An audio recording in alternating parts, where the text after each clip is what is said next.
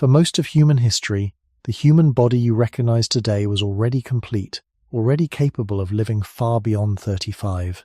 And yet, most lives did not reach that point, not because aging happened faster, but because life was interrupted long before aging could fully unfold.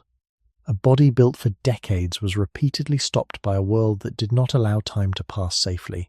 In that sense, early death was not a biological limit, but a pattern created by everything surrounding the body. And if the body has not changed as much as we imagine, then what truly decided how long a human life could continue? And why did most humans in prehistory never reach 35? For a long time, the idea that people in prehistory lived only short lives has been repeated so often that it begins to feel like a biological truth, as if the human body itself once had a built-in limit that prevented it from reaching what we now call middle age. But when we slow down and look more carefully, that idea begins to shift. The human body that existed tens of thousands of years ago was not fundamentally different from the one you carry now. Its bones grew in the same way, its organs functioned under the same principles, and its cells followed the same processes of repair and gradual aging. There is no clear scientific evidence that early humans were designed to stop at 35. Instead, what appears in the archaeological record is something quieter and more complex. Many individuals did not reach that age, not because their bodies could not continue, but because their lives were often interrupted before time could fully unfold. When researchers examine skeletal remains from prehistoric contexts, they do not see a biological wall that suddenly ends life at a certain number. They see variation, unevenness, and many signs of interruption. Some individuals show evidence of having lived longer, with joints that reflect extended use and teeth worn down over many years. Others seem to have died much earlier, sometimes before their bodies had even reached full maturity. This uneven pattern suggests that the length of life was not set by a fixed internal clock, but shaped by a wide range of external pressures that acted on the body across time. In this sense, what we often call short lifespan is not a direct measure of how long a human could live, but rather a reflection of how often life was cut short. The distinction may seem small, but it changes the entire way we understand the past.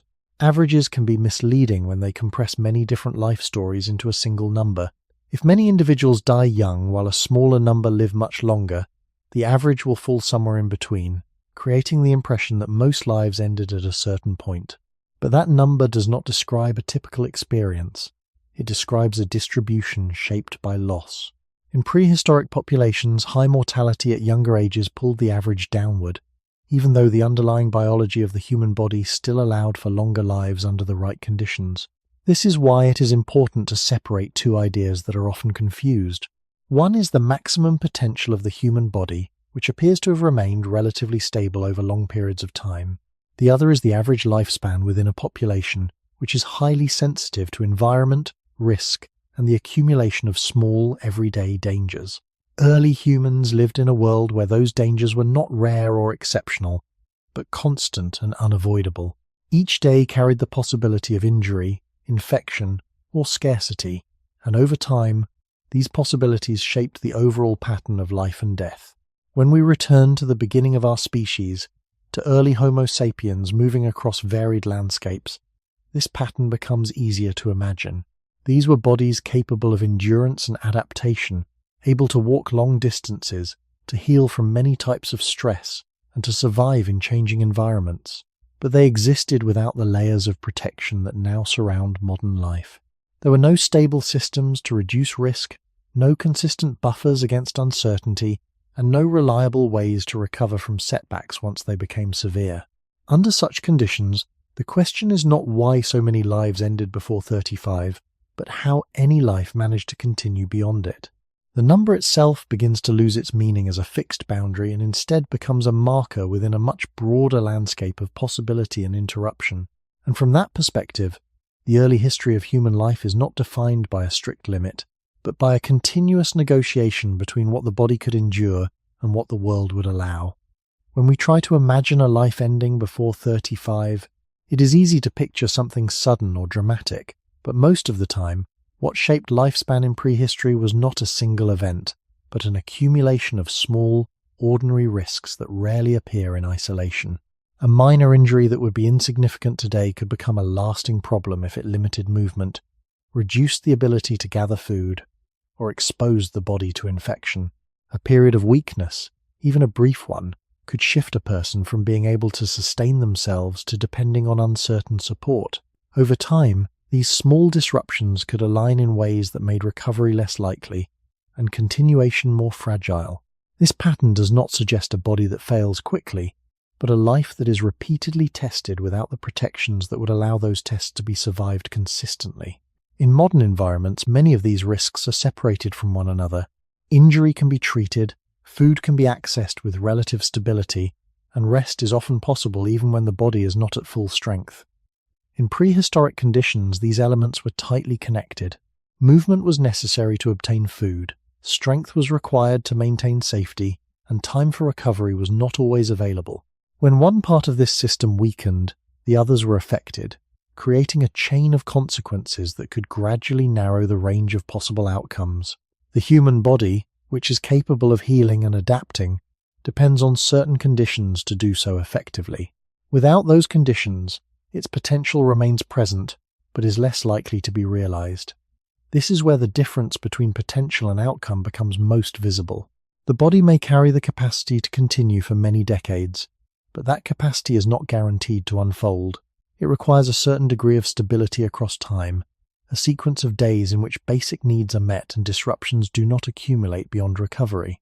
In prehistory, such sequences were not impossible, but they were not common enough to shape the overall pattern of lifespan. Instead, what we see is a landscape in which many lives moved forward for a time, encountered one or more limiting events, and did not continue beyond them. The age at which this happened varied, but the underlying process remained similar. It was not a sudden boundary, but a gradual narrowing of possibilities. Looking again toward the early environments inhabited by Homo sapiens, this becomes clearer. These were not static settings, but dynamic systems where availability of resources, presence of other groups, and environmental conditions could shift over relatively short periods. A place that supported life for a time might later become less reliable, requiring movement or adaptation. Each transition introduced new uncertainties, and each uncertainty added to the cumulative pressure on the body. In such a context, survival was not determined by a single trait, but by the continuous alignment of many factors that could easily fall out of balance. The idea of reaching 35, then, was not tied to a specific threshold within the body, but to the ability to pass through many layers of risk without interruption. Some individuals did, and their remains suggest that longer lives were always possible, but they appear less frequently, not because they were biologically exceptional, but because the conditions required for extended survival were more difficult to maintain across time. This is why the number 35 should not be read as a boundary, but as a point that many lives did not cross, shaped by patterns that begin long before that age is ever reached. When we shift our attention away from the number itself and toward the processes that lead up to it, the question becomes less about when life ended, and more about how it was sustained from one day to the next.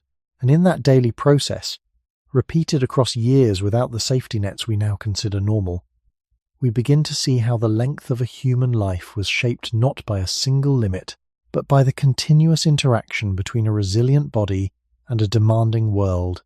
If we remain with this idea of accumulated risk, another shift becomes visible, one that changes how we interpret the meaning of age itself in prehistoric life. Age, as we understand it today, often feels like a continuous line moving steadily forward, supported by systems that protect that movement. But in earlier human environments, time did not unfold with the same continuity. It was often uneven, interrupted, and shaped by forces that could compress or extend a life without warning. In that sense, reaching any particular age was less about crossing a fixed number, and more about passing through a series of uncertain intervals, each one carrying its own conditions and its own risks. This helps explain why the number 35 appears again and again as a kind of boundary in modern discussions, even though it was never a boundary within the body itself. It reflects a point at which enough time has passed for multiple layers of risk to accumulate. By that stage, a person would have already moved through early vulnerability, physical strain, environmental change, and social uncertainty. Each of these layers did not guarantee an ending, but each one introduced a chance of interruption.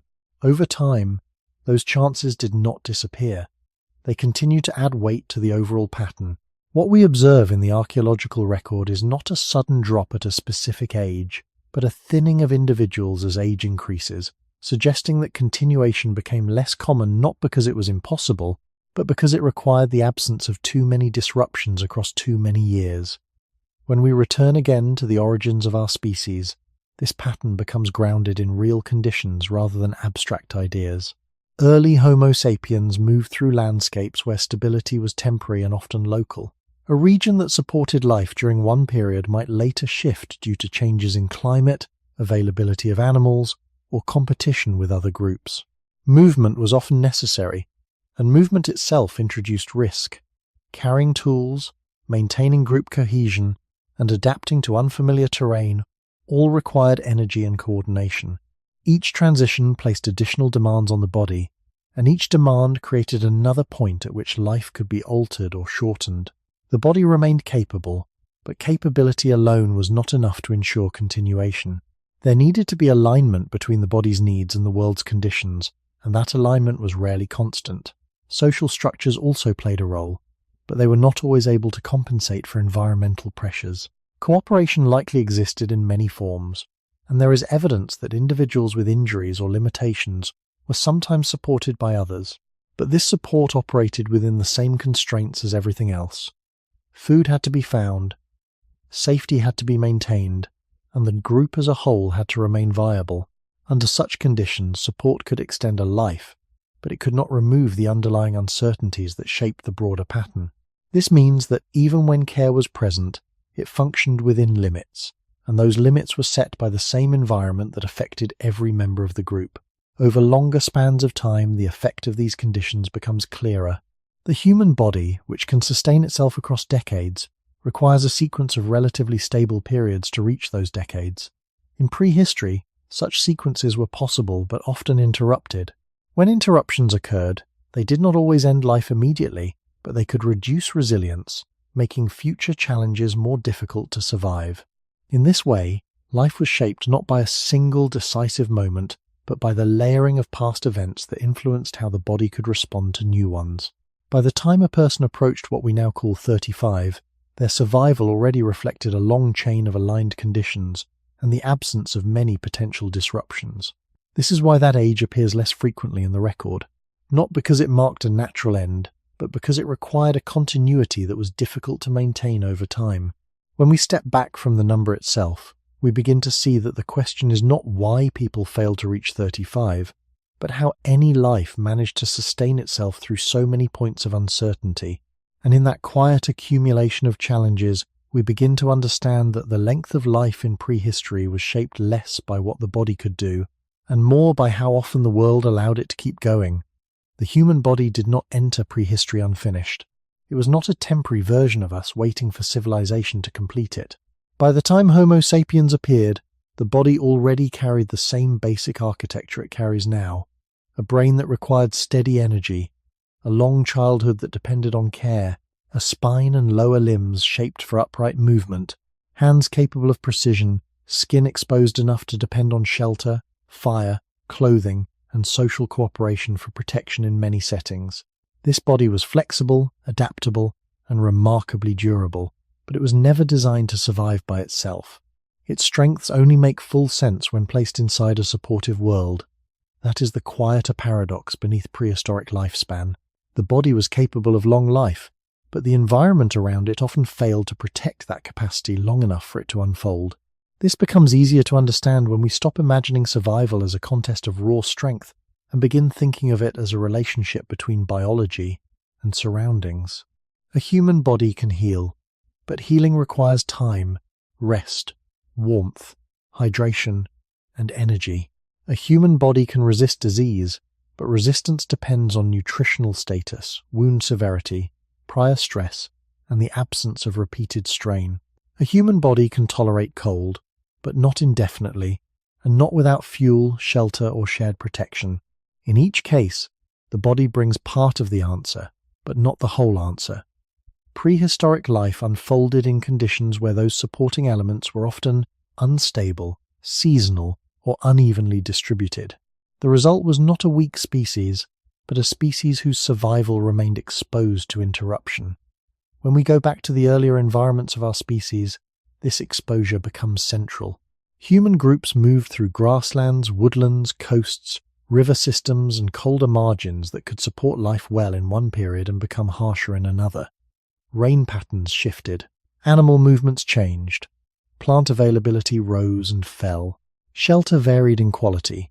Fire could help transform the night, warmth and food, but fire itself depended on knowledge, fuel, weather, and continuity. Nothing around the body formed a permanent wall against danger. Most protections had to be rebuilt again and again. This is one reason the same body that could, in principle, survive for many decades often did not. It lived inside a world where protection was temporary, effortful, and never complete. Even traits we admire as human advantages carried hidden costs. Upright walking allowed efficient movement across distance, yet it also placed stress on joints, feet, and the spine over long spans. Large brains supported memory, planning, and social complexity, yet they required high and regular energy intake. Slow development made learning possible, yet it created many years of dependency. Human hands could shape tools and manage delicate tasks, yet the body as a whole remained physically vulnerable compared with many other animals in direct exposure to climate, predators, and injury. Our species succeeded not because the body solved every problem alone, but because behavior, cooperation, and shared knowledge partially compensated for what the body could not safely handle on its own. That compensation mattered enormously, but in prehistory it was still limited by place, season, resources, and luck.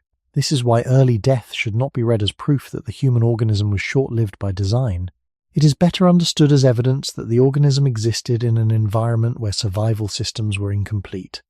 The body itself was already modern in all the ways that matter most. What was missing was not biological time, but stable insulation from repeated danger. To live longer, a body does not merely need years available in theory. It needs enough ordinary days in a row where food arrives, wounds close, cold does not overwhelm, infection does not spread, and movement does not fail at the wrong moment. In prehistoric life, that continuity was difficult to secure. So the deeper question is not whether the body could reach beyond 35. It is why a body already built for time was placed for so long inside a world that made time so hard to keep. A useful way to see this more clearly is to ask what modern life quietly does for the body every single day without asking us. To notice. It reduces uncertainty. It keeps temperature within narrower limits. It stores food beyond the season in which food appears. It separates wound from dirt, weakness from starvation, sickness from immediate exposure, and old age from constant movement. None of these protections change the basic human body itself. They change the background conditions in which the body is allowed to continue. In prehistoric life, that background was rarely stable for long. The body still carried resilience, but resilience had to operate in the open, under pressure, and often without a margin for error. This distinction matters because it prevents us from romanticizing adaptation. Humans did adapt, and very successfully, but adaptation does not mean comfort, and it does not mean safety. A body can adapt to repeated walking, irregular meals, changing temperatures, and long periods of exertion. It can even adapt to hardship for a surprising length of time. But adaptation is not the same as being protected from cumulative damage.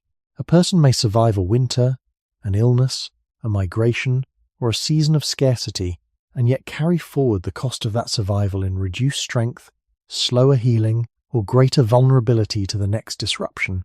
The body preserves life where it can, but it does so by making trade-offs, and those trade-offs become more visible when support systems are thin. This is one reason prehistoric lifespan cannot be understood simply by asking what humans were capable of in their strongest moments. The more important question is what condition the body was left in after repeated ordinary stress. When we place that question near the beginning of human history, the picture becomes more grounded. Early Homo sapiens were not living in a single environment, but in a moving field of constraints. One region might offer water and food at one time of year, then narrow sharply in another.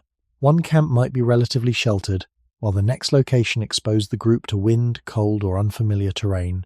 The body had to keep responding to these shifts without the modern ability to store large reserves, stabilize indoor space, or isolate the sick in controlled conditions. Human intelligence and cooperation widened the range of what was possible, but they did not erase dependence on climate, season, distance, and energy. The body remained a biological system that needed regular repair. If rest was shortened, if food quality dropped, if a wound became inflamed, the cost was carried forward into future days. The archaeological record supports this broader view in quiet ways. Skeletal remains do not give us a full biography, but they often reveal repeated strain, healed and unhealed injuries, dental wear, signs of infection, and other traces of a life lived without sustained protection from the surrounding world. None of this proves that prehistoric humans were universally fragile. In some cases, it shows the opposite. Many individuals survived difficult conditions long enough for their bones to record recovery, adaptation, or extended use. But those same traces also remind us that the body was continually negotiating with stress rather than resting inside systems designed to reduce it. To continue living for many decades, that negotiation had to succeed again and again, often in settings where a single failed recovery could alter everything that followed. This also changes how we think about biological design. It is tempting to imagine that if humans evolved under harsh conditions, then the body must have been fully matched to those conditions. Yet evolution does not produce perfect safety.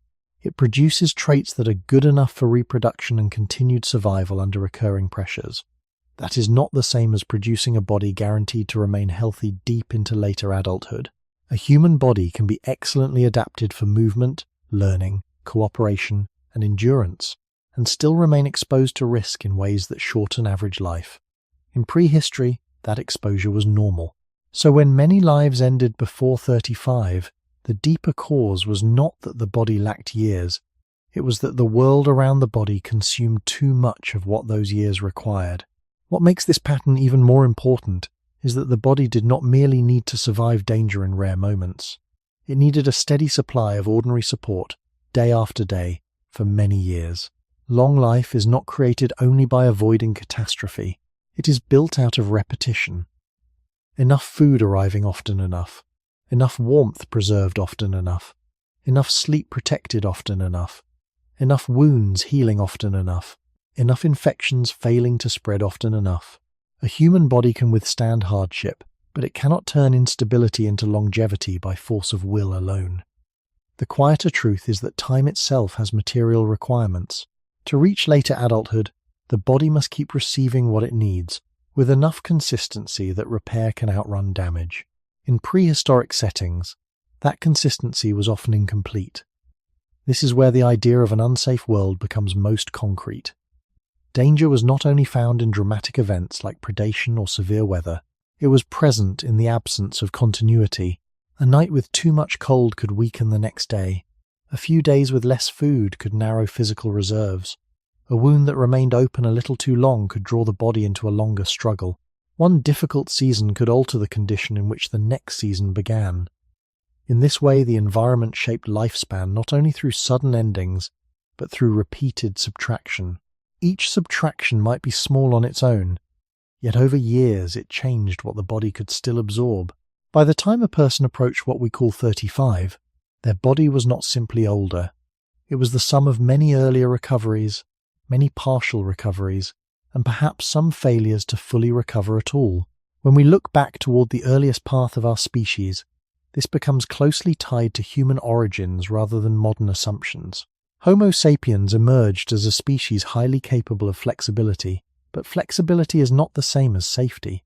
Our ancestors could move across varied landscapes, shift diets, share labor, use tools, and shelter one another. These were profound strengths, and they made human survival possible across very different environments.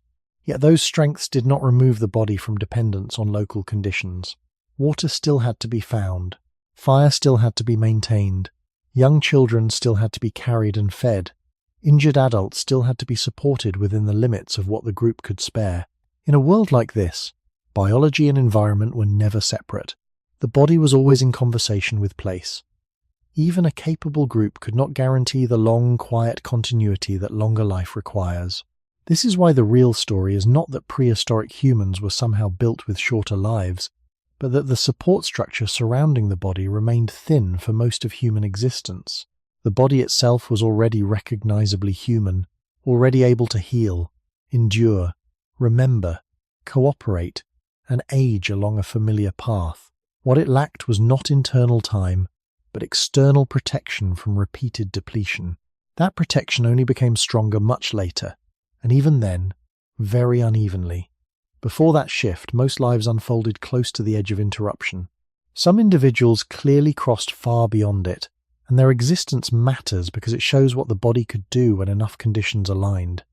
But the broader pattern still points in the same direction. Reaching later adulthood required more than strength. It required a long chain of ordinary survivals, each one depending on resources, care, stability, and luck. Once we understand this, the number 35 stops sounding like a biological verdict. It begins to sound more like a measure of how difficult it was for a human body, already built for years, to keep receiving enough of the world to turn those years into an actual life. The pattern of short lives in prehistory begins very early, often before the body had a fair chance to reveal how long it might otherwise endure. This is one of the most important reasons average lifespan appears so low in ancient populations. Many children did not survive the most vulnerable years of life, and that early loss changes the shape of the entire population. A species with a long childhood, slow growth, and heavy dependence on care will always be especially exposed at the beginning of life. Human children are born unusually helpless compared with many other mammals. They require prolonged feeding, warmth, carrying, protection, and constant attention, long before they can contribute to their own survival. That dependence is not a flaw. It is closely tied to the way our species develops a large brain, complex learning, and social behavior over time. But it also means that early human life began inside a fragile window. If that window was disrupted by illness, lack of food, environmental stress, or the reduced capacity of caregivers, the body often could not continue. This is why the question of why many humans never reach 35 cannot begin at adulthood alone. It must begin near birth, where the survival of the very young already pulls the whole pattern downward. In prehistoric settings, this fragility was shaped by the surrounding world in many quiet ways. Infants and young children are less able to regulate body temperature, less able to tolerate dehydration, and more likely to be overwhelmed by infections that an older body might survive. They also depend completely on the health, energy, and availability of adults, especially in the earliest years. If a mother was weakened, if food was scarce, if movement became necessary, or if the group faced environmental instability, the risk did not fall only on the adults carrying that burden. It also fell on the youngest bodies, which had the fewest reserves and the narrowest margin for recovery. In this way, early childhood mortality was not a separate problem from prehistoric life. It was one of the central mechanisms through which that life remained short on average. When we return to the origin conditions of our species, this becomes even more understandable. Homo sapiens did not begin in a world of protected household stored surplus or controlled sanitation. The earliest human environments were variable, often mobile, and closely tied to changing seasons, changing landscapes, and the repeated need to secure food and safety. Under those conditions, raising children required an enormous investment of energy over many years. Human childhood is long because human development is slow, and that slow development only works well when care can remain relatively steady. Yet steadiness itself was often difficult to maintain. A child might survive one dangerous phase only to enter another. Weaning could bring new vulnerabilities. Movement across distance could expose small bodies to cold, fatigue, or reduced feeding frequency. Minor infections could become serious not because prehistoric children were biologically weaker by design, but because the conditions needed for recovery were unreliable.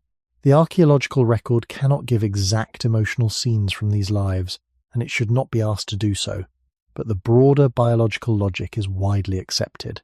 In populations where infant and child mortality is high, average lifespan drops sharply even if some adults live much longer. This means that many statements about prehistoric life, ending around 30 or before 35, are really telling us something important about early survival. not simply about the aging process of adults. A world that loses many lives at the beginning will appear short-lived as a whole, even when older individuals are present within it. That is why childhood belongs at the center of this story. Before infection in adults, before accumulated injury, before later bodily decline, there was already a narrow and exposed passage at the start of life. Many human beings never reached later adulthood because many never safely crossed the earliest years at all. Once we understand that, prehistoric lifespan begins to look less like a direct clock of aging and more like a population shaped, from the very beginning, by how difficult it was to keep a young human body alive long enough for time to continue. The vulnerability of early childhood did not come from a single cause, but from the way several biological and environmental limits overlapped at the same time. A young human body is still organizing its basic systems. The immune response is developing through exposure, not yet shaped by long experience. The ability to regulate temperature is present, but less stable. Energy reserves are small and must be replenished frequently. Hydration can be lost more quickly. Each of these features is normal for our species, and each supports the long arc of human development. But taken together, they create a period in which the body depends heavily on conditions outside itself remaining relatively steady. When those conditions shift, even slightly, the impact can be larger than it would be later in life. This is not a matter of weakness in a simple sense. It is a matter of timing. The same body that will later become resilient begins in a state where small disruptions can have larger consequences. In prehistoric environments, those disruptions were difficult to avoid. Feeding depended on the availability and success of the adults providing care. If a mother's nutritional intake fell, milk supply could be affected. If movement became necessary, feeding intervals might change. If a group had to travel longer distances, carrying a child required additional energy at the same time that food might be less predictable.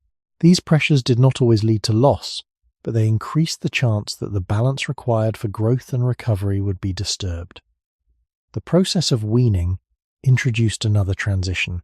As children moved from dependence on milk to other foods, they entered a phase where nutrition and exposure to pathogens were both changing at once. Foods available in prehistoric settings were varied but not always easy to process for a developing digestive system. And water sources were not controlled in the way they are today. This combination created a narrow passage where the body had to adapt quickly while still maintaining growth. Some individuals did, and continued forward. Others encountered difficulties that the body could not overcome under the conditions present. When we place this within the broader origin of our species, it becomes clear that early human childhood unfolded in a world without the buffering systems that later societies would slowly build. There were no stored reserves large enough to smooth out every shortage, no consistent separation between waste and living space, no reliable way to isolate illness from the rest of the group. Care was present, often deeply so, but it existed within limits. Those limits were set by the same environment that shaped adult survival. A caregiver who was tired, undernourished, or injured could still provide support, but the margin for sustaining that support over long periods was not guaranteed. This meant that a child's survival was closely tied not only to their own biology, but to the condition of the people around them and the stability of the place they were living in. The archaeological record, though quiet, reflects these dynamics through patterns rather than precise stories. Sites from different regions and times show that not all individuals progressed evenly through childhood. Some skeletal remains suggest that growth was interrupted, that development did not proceed smoothly, or that life ended before maturity was reached. These traces are interpreted with care, but they align with what we understand from human biology. In settings where early vulnerability is high and environmental stability is limited, the youngest members of a population carry a disproportionate share of risk. This, in turn, shapes the overall lifespan pattern of the group. When many lives are shortened early, the average does not simply fall a little. It shifts in a way that can make the entire population appear shorter-lived, even when older individuals are present. By the time a person reached adolescence or early adulthood, they had already passed through one of the most demanding filters of prehistoric life. Their continued survival reflects not only their own resilience, but the successful alignment of care, food, and relative stability during those early years. This is why the question of why many humans did not reach 35 cannot be separated from the first stages of life. The path toward that age begins much earlier, and for many, it narrowed before they ever approached it. When we place all of these layers together, early childhood begins to look less like a brief beginning and more like a long passage that determined much of what followed. Survival through those years was not only about reaching a certain age, but about arriving at that age in a condition that allowed the body to continue. A child who passed through illness, irregular nutrition, or repeated stress did not simply return to a neutral state. The body carried forward the imprint of those experiences, sometimes in subtle ways, sometimes in ways that shaped how future challenges would be met. Growth might slow, energy reserves might remain lower, or the ability to recover from the next disruption might be reduced. None of this was inevitable in every case, but the possibility was always present, and it accumulated across time. This means that early life did not only influence whether someone would reach adulthood, it influenced what kind of adulthood was possible once they arrived there. In prehistoric settings, this continuity between early conditions and later outcomes was especially important because there were few ways to compensate for earlier losses. A body that entered adolescence with reduced strength or resilience did not have access to systems that could easily restore what had been diminished. It continued forward within the same environment that had shaped it from the beginning, facing new demands with whatever condition it had managed to preserve. In this way, the effects of early vulnerability extended far beyond childhood itself. They became part of the longer trajectory that determined how long a life could continue. When we return again to the earliest contexts of Homo sapiens, this connection becomes grounded in the realities of movement, resource availability, and social structure. Groups were often small, and their capacity to support members depended on what could be gathered, carried, and shared at a given time. A child who required additional care or who struggled to maintain growth placed demands on a system that was already balancing many needs. Support might be given, and in many cases it likely was, but the stability of that support could change with circumstances. A shift in environment, a reduction in available food, or increased pressure on the group could alter what was possible. In such a world, early survival was not only about passing through a vulnerable stage, but about doing so in a way that allowed continued participation in the life of the group. The archaeological record again offers indirect confirmation through patterns of growth and development. Differences in skeletal maturation, signs of stress during development, and variation in physical condition suggest that early life experiences were not uniform.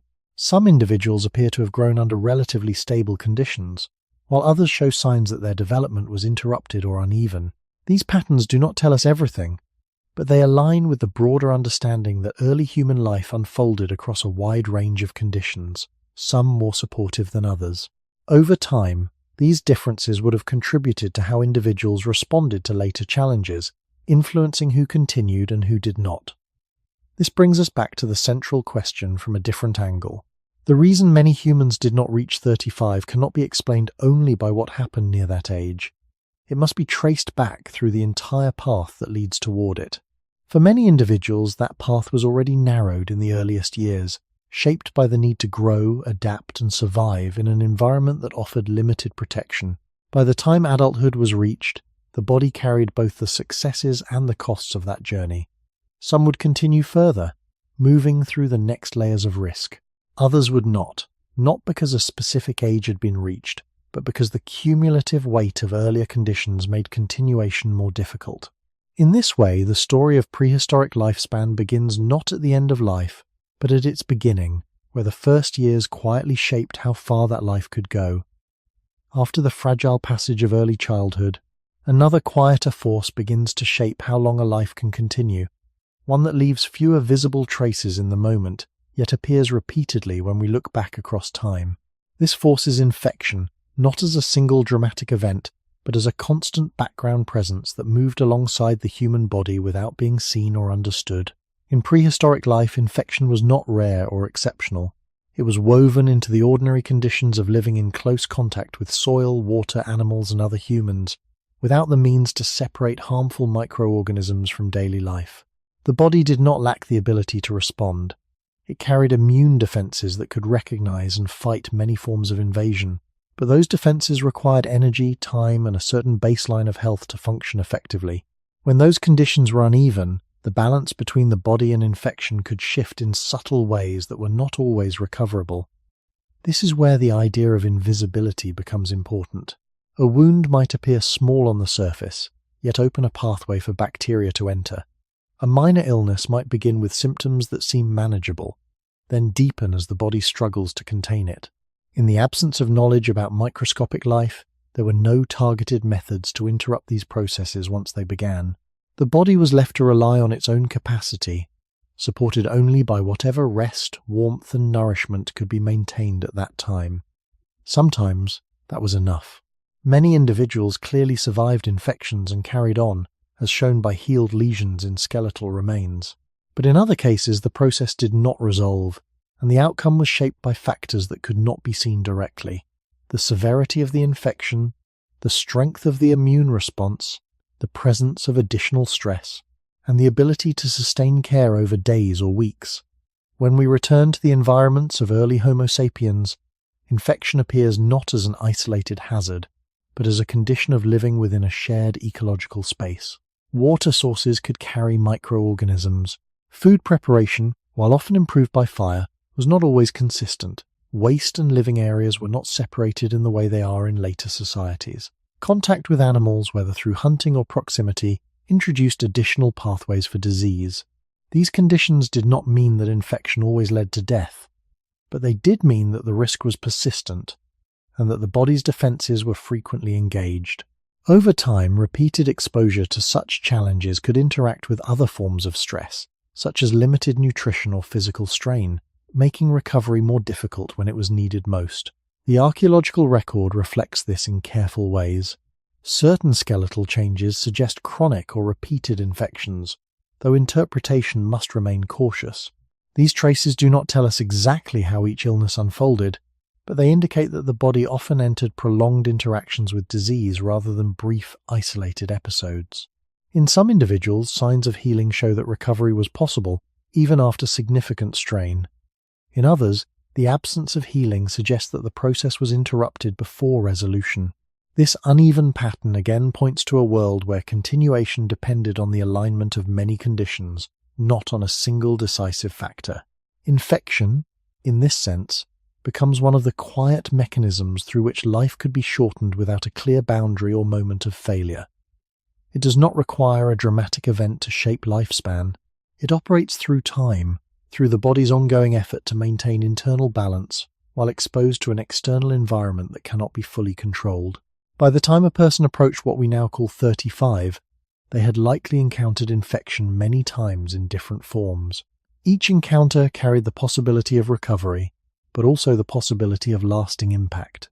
When enough of these encounters accumulated without full resolution, the path forward could narrow, not because the body had reached its limit, but because it had been asked, repeatedly, to manage conditions that gradually reduced its capacity to continue. What made infection so powerful in prehistoric life was not only that it existed everywhere, but that it could grow quietly inside ordinary events. A scrape from stone, a cut from tool making, a bite, a burn, an inflamed tooth, or a lingering stomach illness did not need to be catastrophic at the beginning to become dangerous later. In a modern setting, many of these conditions are interrupted early. A wound is cleaned, swelling is watched, dehydration is corrected, pain is treated before it spreads into weakness. In prehistoric settings, the body often had to absorb the full sequence on its own. That meant the real danger was not always the original injury or illness, but the chain that followed it. A small opening in the skin could become heat, swelling, fever, weakness, and reduced mobility. Reduced mobility could mean less food gathered, slower movement with the group, and less ability to maintain warmth or defend oneself. Infection did not act alone. It joined itself to every other pressure already present in the environment. This is why it should be understood less as a separate category of danger and more as a force that could turn manageable problems into life-shortening ones. The body's immune system was never passive in this process. It responded, fought, and often succeeded. Human beings in prehistory were not defenseless. Many survived infectious episodes, and their survival is part of why our species persisted across so many environments. But immune defense has a cost. Fever raises energy demand. Inflammation redirects resources. Healing tissue requires protein, rest, hydration, and time. If the body was already carrying the strain of poor nutrition, cold exposure, repeated movement, or earlier illness, then infection arrived not on an empty stage, but in a system already negotiating multiple burdens. Under those conditions, what might have been survivable in one moment of life could become overwhelming in another. This is one reason the archaeological traces of disease are often uneven and incomplete. Bones only record a small portion of illness, usually when infection becomes prolonged enough to affect the skeleton. Many acute infections leave no skeletal mark at all, even though they may have shaped the outcome of a life. So the silence of the record does not mean infection was minor. It means much of its work happened in soft tissue, in fevers, in internal organs, in weakness, in days or weeks that left no visible signature except that life did not continue. When we return to the deeper beginnings of human life, this becomes especially important. Homo sapiens emerged and spread through environments where contact with the natural world was constant and intimate. Water was gathered directly. Animals were hunted, processed, and consumed. Shelters were partial and temporary. Hands worked constantly with stone, wood, hides, bone, ash and soil. These activities made human life possible, but they also created endless opportunities for microorganisms to enter the body. No one in prehistory understood bacteria, viruses, or parasites in the modern sense. They could observe that some wounds worsened, that some fevers ended badly, that some stomach illnesses weakened the body beyond repair, but the underlying agents remained invisible. That invisibility mattered because it prevented the creation of reliable barriers against spread. The body was left to fight what it could not identify, in a world where exposure was ordinary. Over many years, this helps explain why so many lives did not extend far into later adulthood. Not because infection always killed quickly, and not because every illness was fatal, but because repeated infectious stress could quietly narrow the body's reserves. A person might recover, but not fully. They might continue, but with less margin. They might heal outwardly, while carrying inward weakness that made the next challenge harder to survive. In that way, infection belonged to the same larger pattern we have been tracing from the beginning. Life was often shortened not by one dramatic boundary, but by a series of ordinary exposures that the body could manage only so many times before continuation became less likely. When infection is placed within the full rhythm of prehistoric life, it begins to appear not as an occasional interruption, but as something that moved alongside the body across many years, shaping what that body could still endure over time. A person might survive one illness, then another, each time returning to daily activity, yet not always returning to the same internal condition. Recovery was often partial, dependent on how much rest was possible, how stable food intake remained, and how quickly the body could rebuild what had been lost.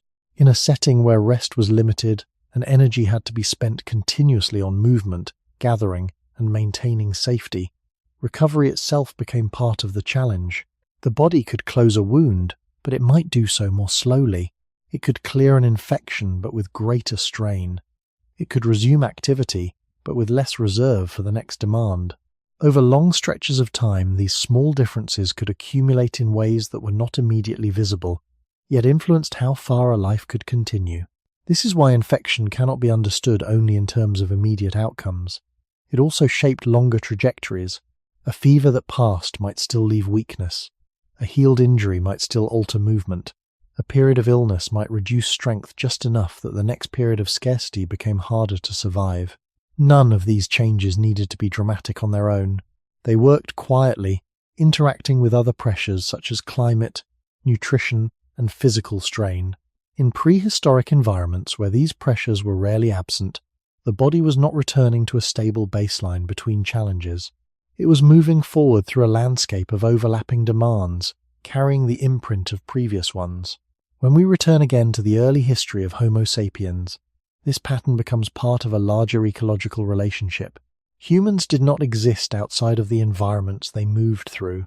They were part of systems that included animals, plants, water sources, and microorganisms, all interacting in ways that could support or limit life. Infection emerged from that same network. It was not an external force that appeared suddenly, but a natural outcome of living within complex biological surroundings. The human body evolved within these conditions and developed ways to respond, But those responses were not absolute.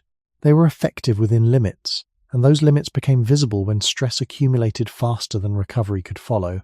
Archaeological evidence, though indirect, continues to support this interpretation through patterns rather than isolated cases. Some remains show signs of repeated infection that healed, suggesting that individuals lived through multiple episodes over time. Others show indications that healing was incomplete or interrupted. These patterns do not allow us to reconstruct exact sequences of illness, but they do point to a recurring interaction between the body and disease, one that did not always resolve cleanly. The absence of clear boundaries in these traces mirrors the absence of clear boundaries in life itself. There was no single moment when infection became decisive. There was a gradual process in which the body's capacity to respond could be reduced by what it had already endured. By the time a person approached what we now call 35, their survival already reflected many successful responses to infection. Yet it also reflected the cumulative cost of those responses. Each encounter required energy, time, and internal resources, and each one had the potential to leave a lasting effect. When enough of these effects accumulated, the margin for continuing through future challenges became narrower. This does not mean that infection alone determined lifespan, but it means that infection was woven into the broader pattern that did. It acted as one of the many forces that shaped how often the body could recover fully, and how often it moved forward with less than it had before.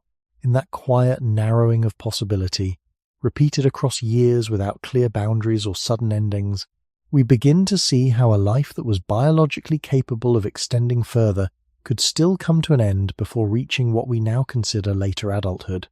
In prehistoric life, injury did not need to be dramatic to become decisive. It only needed to arrive at the wrong moment, in the wrong season, or in a body that could no longer spare the energy to recover. A twisted ankle, a deep bruise, a cut in the hand, a fractured rib, a fall onto hard ground, or a strain carried too long across distance could all begin as temporary problems and slowly become life-limiting ones. The human body is built with impressive powers of repair. Bone can knit, skin can close, pain can fade, strength can return. But healing is never free. It demands stillness, time, food, warmth, sleep, and a surrounding world stable enough to let the repair process continue without interruption. In prehistoric settings, those conditions were often incomplete. The body could begin healing, yet the life around it might keep asking for movement, carrying, exposure, and effort before healing had finished. This is why injury belongs near the center of the question of why many humans never reach 35. It was not only the wound itself that mattered, but the absence of a recovery system strong enough to protect the wounded body until it became whole again. In modern life, recovery is often separated from survival. A person can be injured and still remain sheltered, fed, hydrated, and relatively safe while the body repairs itself. In prehistoric environments, those layers were far thinner. Survival tasks did not pause simply because the body was damaged. Food still had to be obtained, fire still had to be maintained, distances still had to be crossed, cold still had to be endured. If an injured person could not fully contribute, the burden shifted to others, and that support depended on what the group could spare at that moment. Help may well have been given, and archaeological evidence suggests that care sometimes extended to individuals with serious impairments. But care existed within limits. A group facing scarcity, movement, or environmental stress could not always create the long, protected interval that full recovery required. When we return to the beginning of our species, this pattern becomes even clearer. Early Homo sapiens lived through movement across varied landscapes, often carrying tools, children, food, and knowledge from one place to another. The body was used constantly. Feet, knees, hips, hands, shoulders, and back were not protected by modern surfaces, modern footwear, or modern medical treatment. A body that was injured remained inside the same world that had caused the injury in the first place. Rough ground was still rough. Distance was still distance. Cold nights were still cold. A healing limb could not be placed outside of life. It had to recover from within life, while that life continued pressing on it. Under such conditions, even moderate injuries could become turning points, not because they were always fatal on their own, but because they reduced the body's ability to meet the next demand. The archaeological record supports this in quiet but important ways. Some prehistoric skeletons show healed fractures, damaged joints, and other signs that individuals survived substantial injuries for long periods.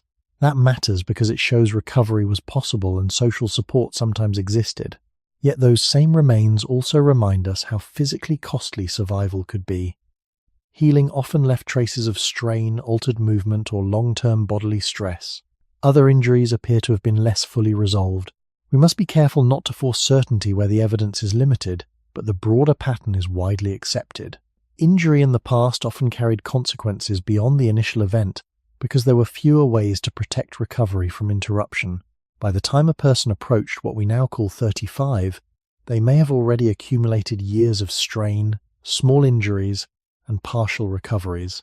Each one narrowed the margin for the next challenge. In that sense, prehistoric life was not shortened only by dramatic death, but by the repeated failure of damaged bodies to receive enough time and protection to fully return to themselves. The body could endure much. What it often lacked was not resilience, but a world willing to stop long enough for resilience to finish its work. What made injury so dangerous in prehistoric life was not only pain or damage in the moment, but the way a wounded body could slowly fall out of rhythm with everything survival required. Human life in those environments depended on continuity.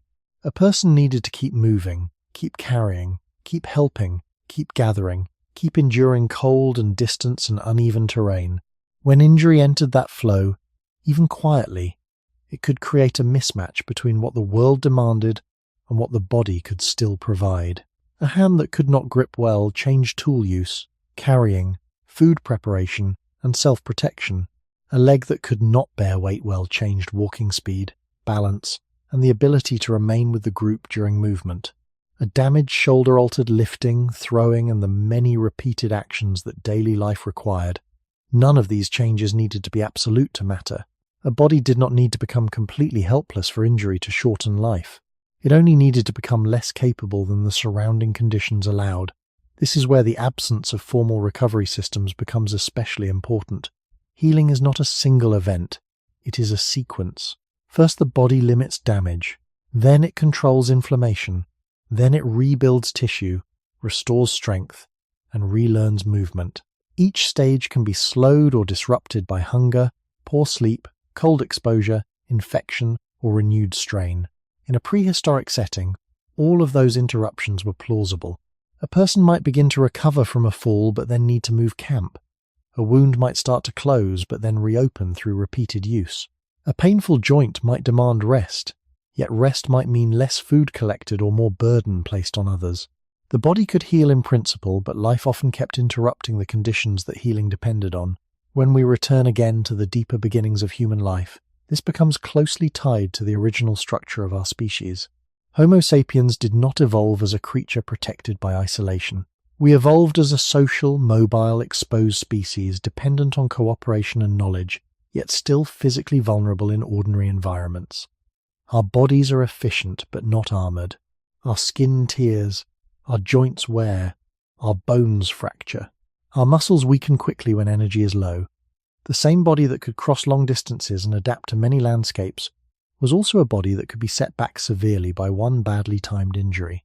In that sense, prehistoric survival was often less about avoiding harm completely, and more about whether harm could be absorbed without destroying the ability to continue. Archaeological evidence makes this visible in a restrained way. Some skeletons show long-healed fractures or damaged limbs that suggest individuals lived on for years after serious injury. That tells us that survival after bodily damage was possible, and that support from others was sometimes real and significant. But those same remains often also show compensation elsewhere in the body, altered stress patterns, joint wear, or other traces suggesting that recovery was rarely perfect. A healed fracture does not always mean a restored life in the modern sense. It may mean a body that continued, but in a changed condition, carrying more strain into later years. This matters because one injury could make the next difficulty harder to survive. Reduced mobility could mean less access to food. Less food could weaken immunity and healing. Weakness could increase the danger of cold or illness. The injury was not acting alone anymore. It had entered a chain. By the time a person moved toward what we now call 35, the body may have already passed through many such chains. each one narrowing future possibilities.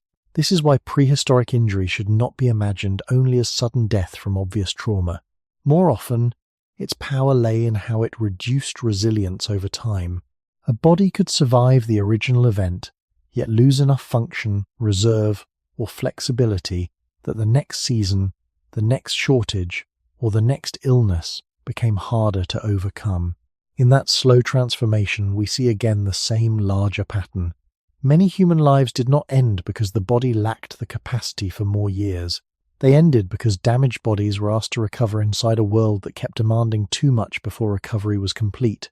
Over a longer span of time, injury begins to matter less as a single episode and more as a quiet reshaping of the entire body. A person could survive a fall, a fracture, a torn muscle, or repeated strain from carrying and walking, and still never fully return to the same physical condition.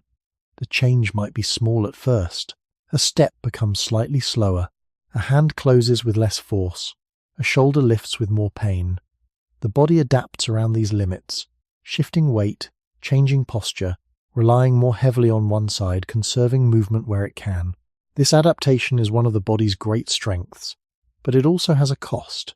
Compensation moves strain rather than erasing it. A damaged knee can increase pressure on the hip. A painful foot can change the spine. A weakened arm can transfer repeated burden to the other side of the body. In prehistoric life, where movement and effort were constant, these adjustments did not remain isolated. They became part of daily survival, repeated over months and years until the body carried not one injury, but the consequences of having lived around it. This is why the real danger of injury was often delayed. The first event might not end a life. The body might heal enough to continue, but continuation under altered function could slowly reduce the margin for surviving later difficulties. A person who moved less efficiently needed more energy to do the same work. A person in chronic pain might sleep less deeply or recover more slowly. A body with old injuries might be more vulnerable during cold weather, longer travel, or periods of food shortage. Nothing here required a dramatic collapse. The narrowing could happen gradually, through the accumulation of ordinary demands placed on a body that no longer had its earlier reserve. When we return again to the older landscapes of Homo sapiens, this pattern fits closely with the world our species first knew. Human life was built around repeated physical engagement with the environment. People walked, carried, crouched, climbed, processed materials by hand, maintained fire, and navigated ground that offered no protection from impact or unevenness. These actions made survival possible, but they also meant the body was constantly being used close to its practical limits. In such a setting, there was little separation between injury and the rest of life. A person did not step out of danger to recover in a controlled space. They remained inside the same climate, the same terrain, the same uncertainty. Social care may have softened some of this, and there is good reason to think that in many cases it did. But even care could not fully cancel the ecological pressures surrounding the group. Food still had to be found. The camp still had to remain viable. Movement still had to happen when conditions changed. Archaeological evidence supports this broader view not only through healed fractures, but through patterns of wear that suggest long-term strain, uneven loading, and bodies that continued under difficulty rather than escaping it. Such remains should be interpreted carefully, yet they point toward a reasonable conclusion. Injury in prehistory often became part of a longer physical history, one that shaped how the body aged before old age was ever reached. By the time someone approached what we call 35, the question was not simply whether they had survived earlier wounds. It was whether the body had absorbed those wounds without losing too much flexibility, strength, balance, or resilience along the way. For many, that was difficult. So the deeper story of injury is not only about pain or broken bones. It is about how a body already built for many years could be gradually redirected by damage it never had enough protection to fully recover from.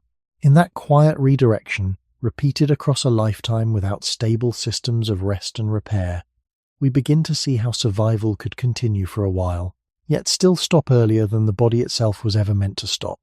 Beyond injury and infection, another force shaped prehistoric lifespan in a quieter but equally persistent way: the instability of food itself.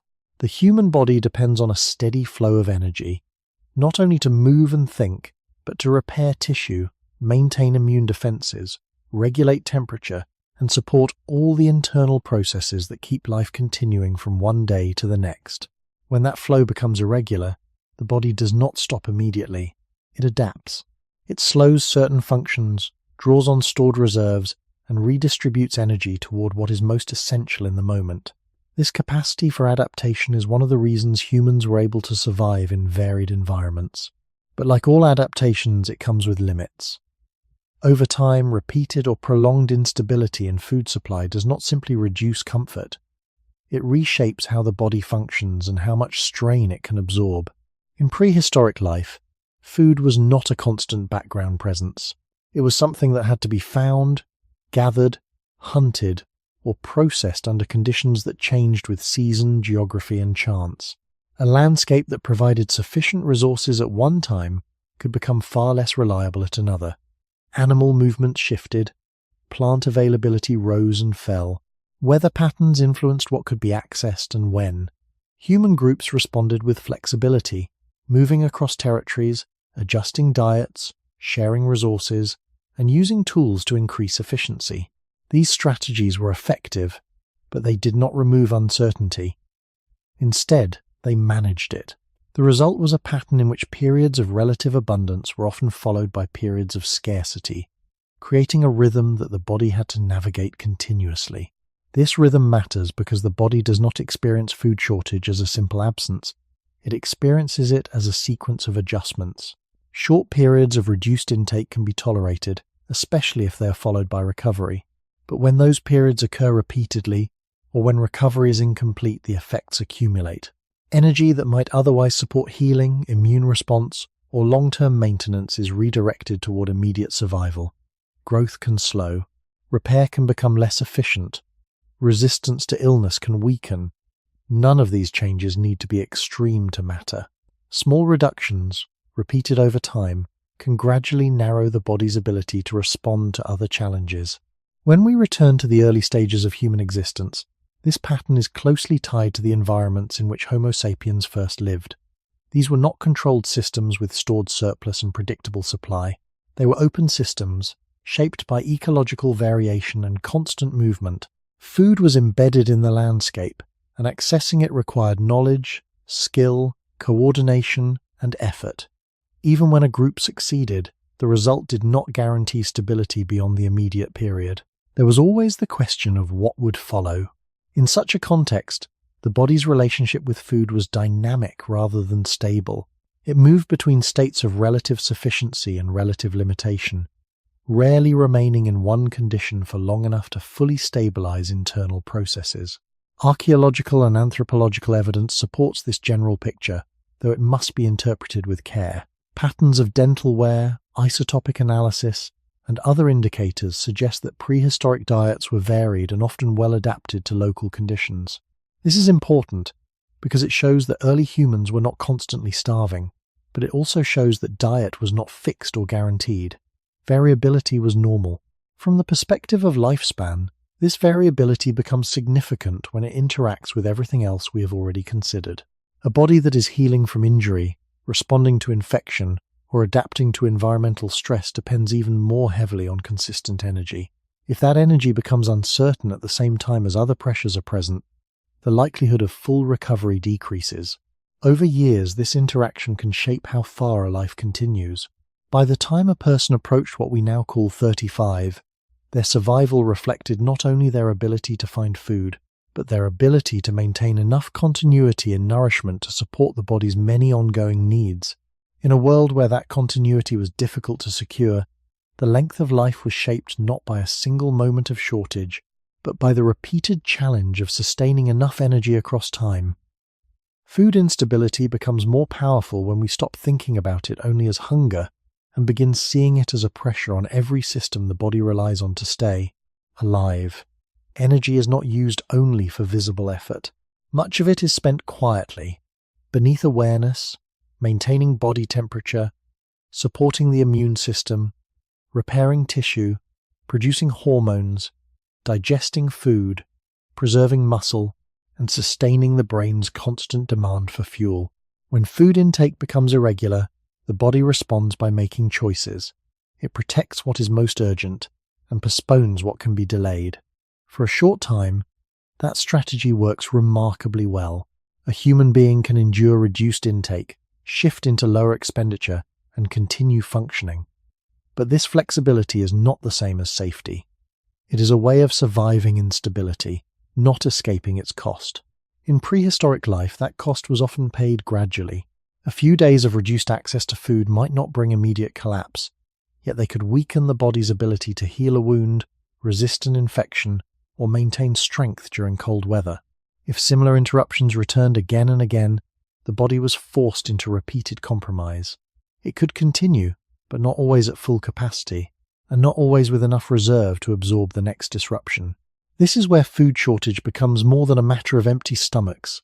It becomes a hidden form of wear on the whole organism. A body living with irregular nourishment is not simply waiting for food to return. It is constantly reallocating, conserving, and slowly narrowing the range of what it can do without breaking down. When we return to the earliest pathways of Homo sapiens, this makes deep sense. Human beings spread through environments that differed sharply in seasonality, plant availability, animal density, and distance between resources. Some landscapes may have offered rich periods of foraging or hunting, while others demanded long movement for smaller returns. Even within the same region, conditions could shift quickly enough that what sustained life one month could become less reliable later. This meant that the body's energy supply was often tied to ecological rhythms beyond human control. Knowledge, memory, cooperation, and tool use made those rhythms more manageable, but they did not erase them. People could adapt to instability, yet adaptation still required energy, and energy itself was the very thing becoming uncertain. The effects of this were especially important when combined with the long biological history already carried by the body. A child who grew through early nutritional stress might enter adolescence with less reserve. An adult recovering from illness or injury needed additional energy just when access to it might be least stable. An older adult, already carrying the weight of many previous strains, would be less able to absorb another season of shortage without consequence. In this way, food instability did not act on an untouched body. It acted on a body shaped by earlier years, earlier recoveries, and earlier losses. That is why scarcity could shorten life, even when it did not produce immediate starvation. It reduced the body's margin in advance of future stress. Archaeological and anthropological evidence supports this broader interpretation. Researchers do not need to imagine constant famine to explain shorter lifespan. It is enough to recognize that nutritional stability was difficult to maintain, with perfect regularity across long periods.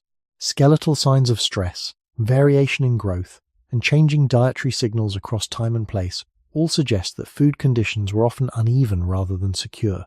This unevenness matters because long life depends not only on surviving crisis, but on receiving enough support between crises for the body to rebuild itself fully. In prehistoric life, that rebuilding was often incomplete. By the time someone approached what we now call 35, their continued survival had already depended on many successful periods of nourishment, but also on many interruptions that may have left lasting effects. A life could continue through such conditions for years, yet still remain more fragile than it appeared. In that quiet fragility, shaped by repeated fluctuations rather than one final absence, we begin to see how the instability of food could shorten human lives long before the body itself had reached its natural end. Over longer stretches of prehistoric life, the instability of food did not merely create difficult moments.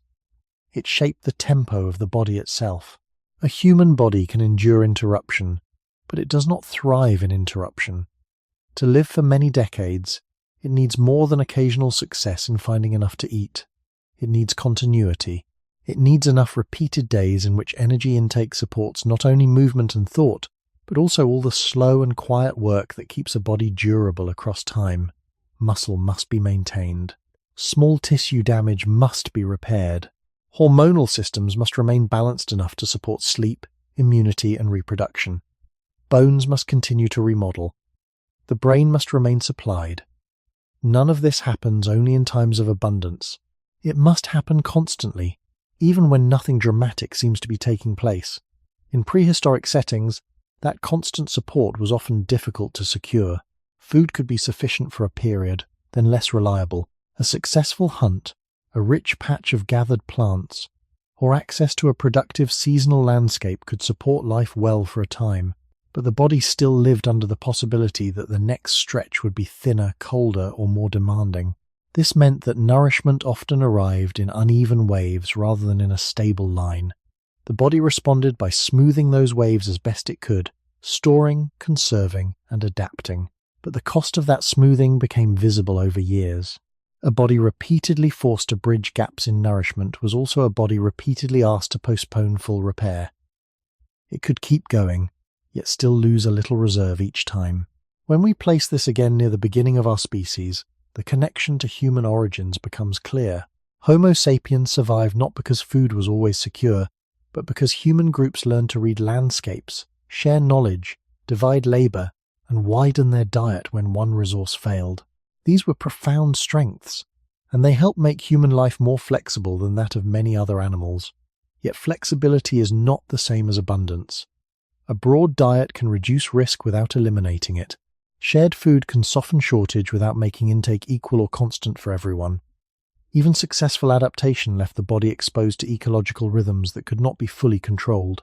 Rain patterns, migration routes, plant cycles, and local competition still shaped how much energy entered the human body and how regularly it did so. This matters because by the time a person reached what we now call 35, they had already passed through years in which food may have been adequate, thin, unpredictable, or all three at different times. Their body was not simply older. It was the result of many earlier negotiations between need and supply. Some of those negotiations ended well.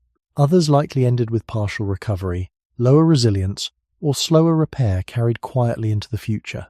Archaeological evidence supports this broader picture through signs of developmental stress, bodily wear, and dietary variation across populations and environments. These traces should never be forced into a simple story, but taken together, they support a careful conclusion.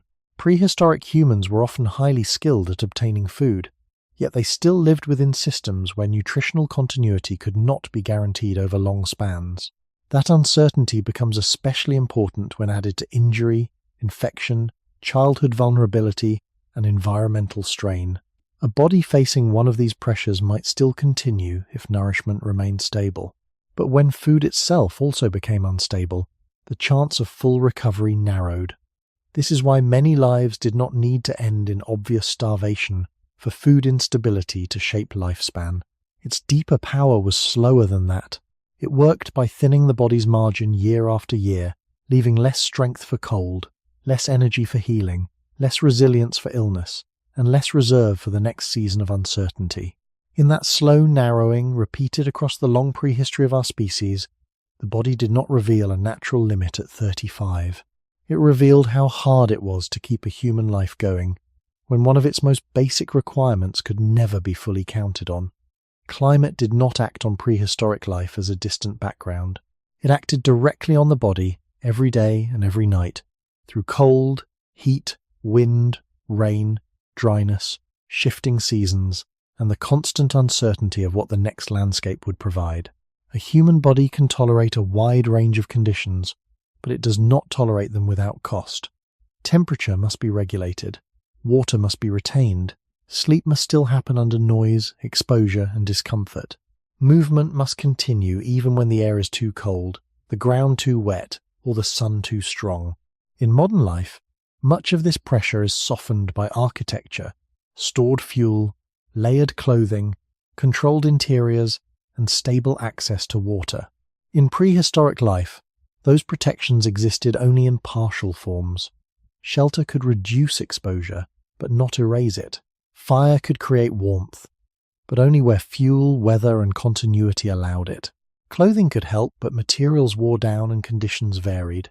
The result was not a world of constant disaster, but a world in which the body remained in close and repeated negotiation with climate.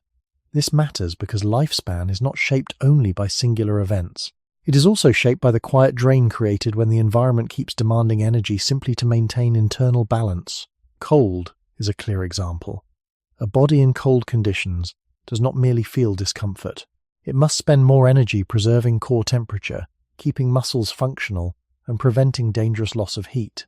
If food is also limited, or if movement has already been exhausting, the burden grows heavier. Heat creates a different but equally serious pressure. Water loss increases. Physical work becomes more costly. Rest becomes less restorative.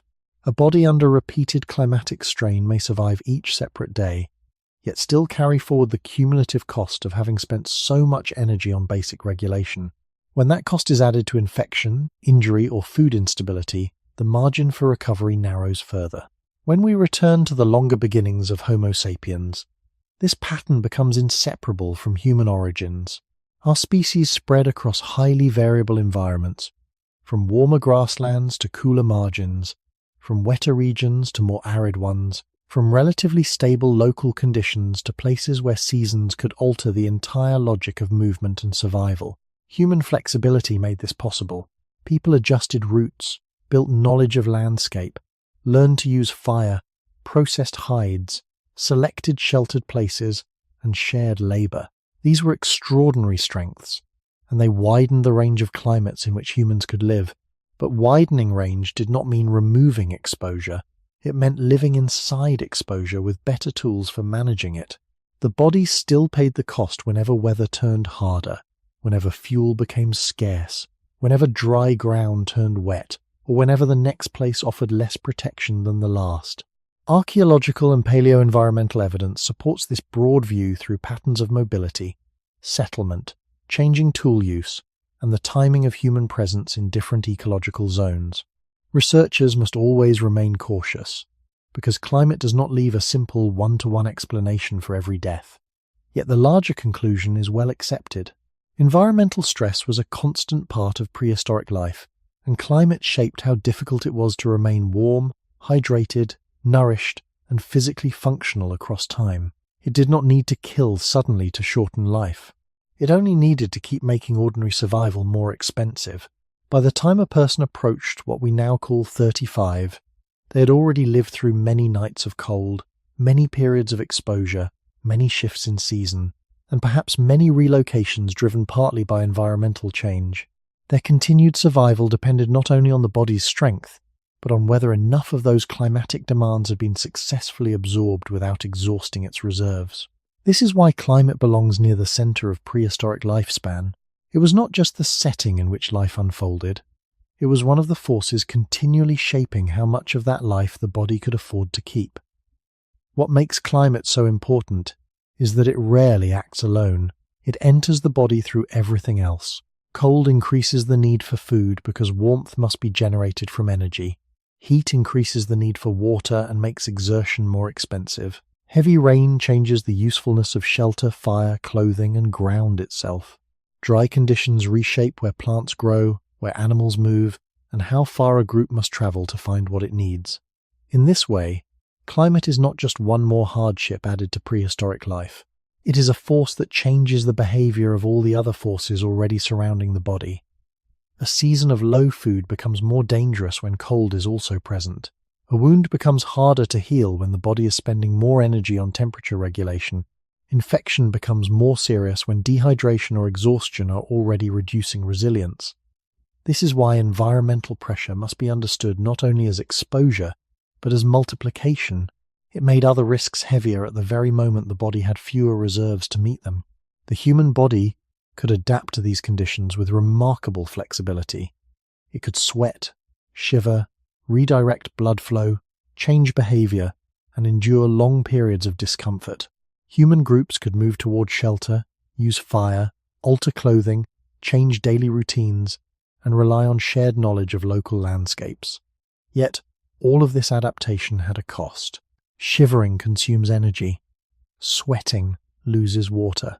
Carrying fuel or moving toward a more favorable place requires labor. Staying warm through the night depends on prior success during the day. Nothing in this chain is free. A body that survives difficult weather may do so by spending strength it cannot easily replace if food or rest remain uncertain. Over time, the survival of one cold period or one hot period can quietly shape the body's condition in the next one. When we return to the earliest history of Homo sapiens, this pattern becomes especially clear because our species did not remain in one stable ecological zone. Humans moved across landscapes with different altitudes, different seasonal rhythms, different water availability, and different forms of shelter.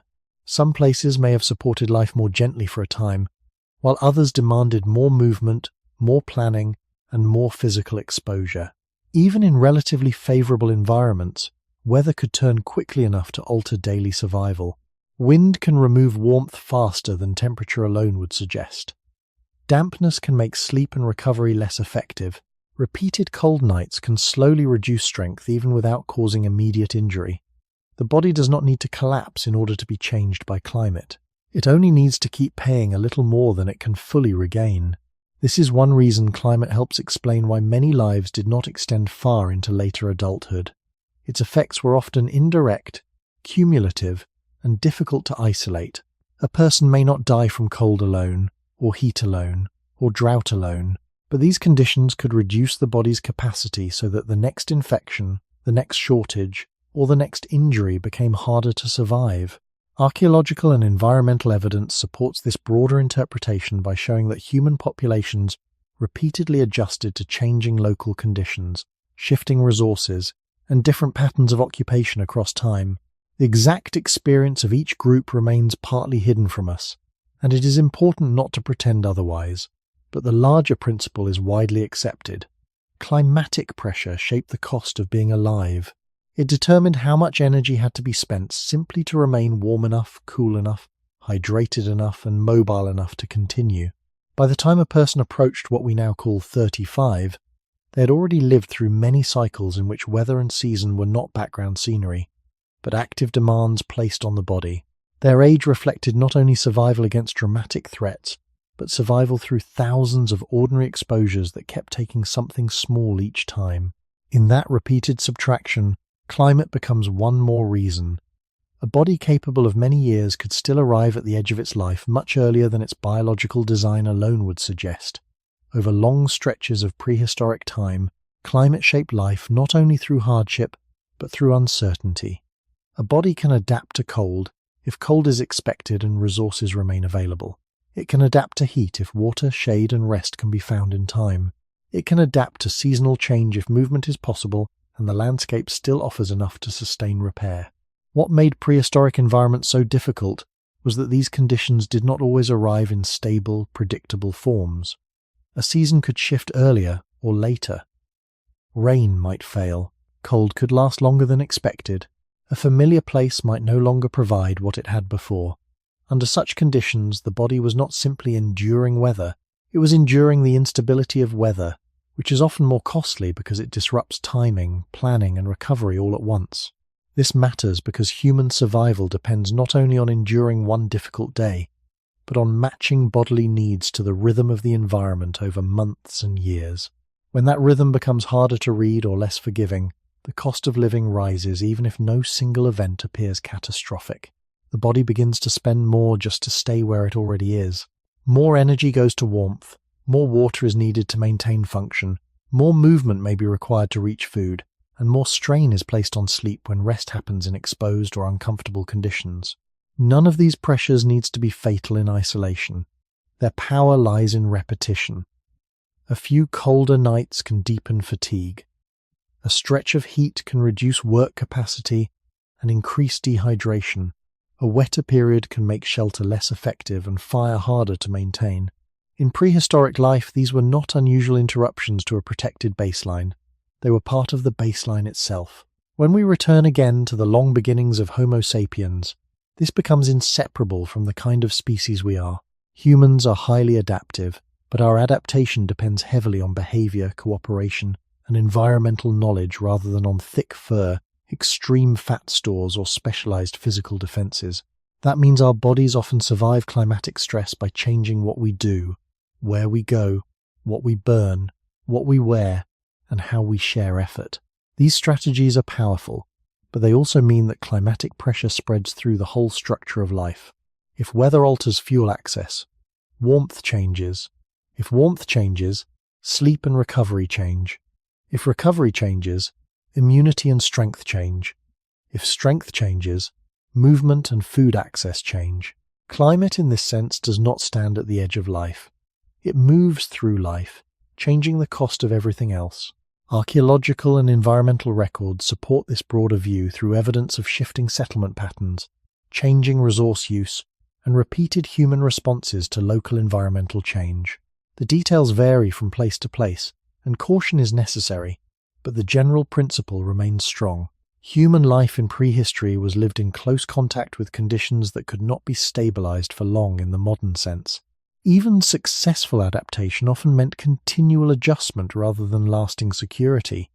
This helps explain why longer life was always possible, yet less common than the body itself might suggest.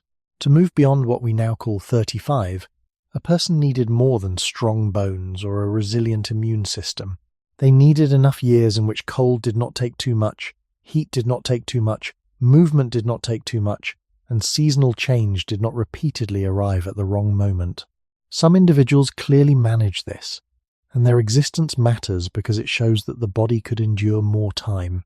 But many others lived inside climates that kept extracting energy, sleep, water, and stability faster than those things could be fully restored. In that long and quiet imbalance, repeated across countless ordinary days, climate did not merely surround prehistoric life. It helped decide how much of that life the body could successfully keep.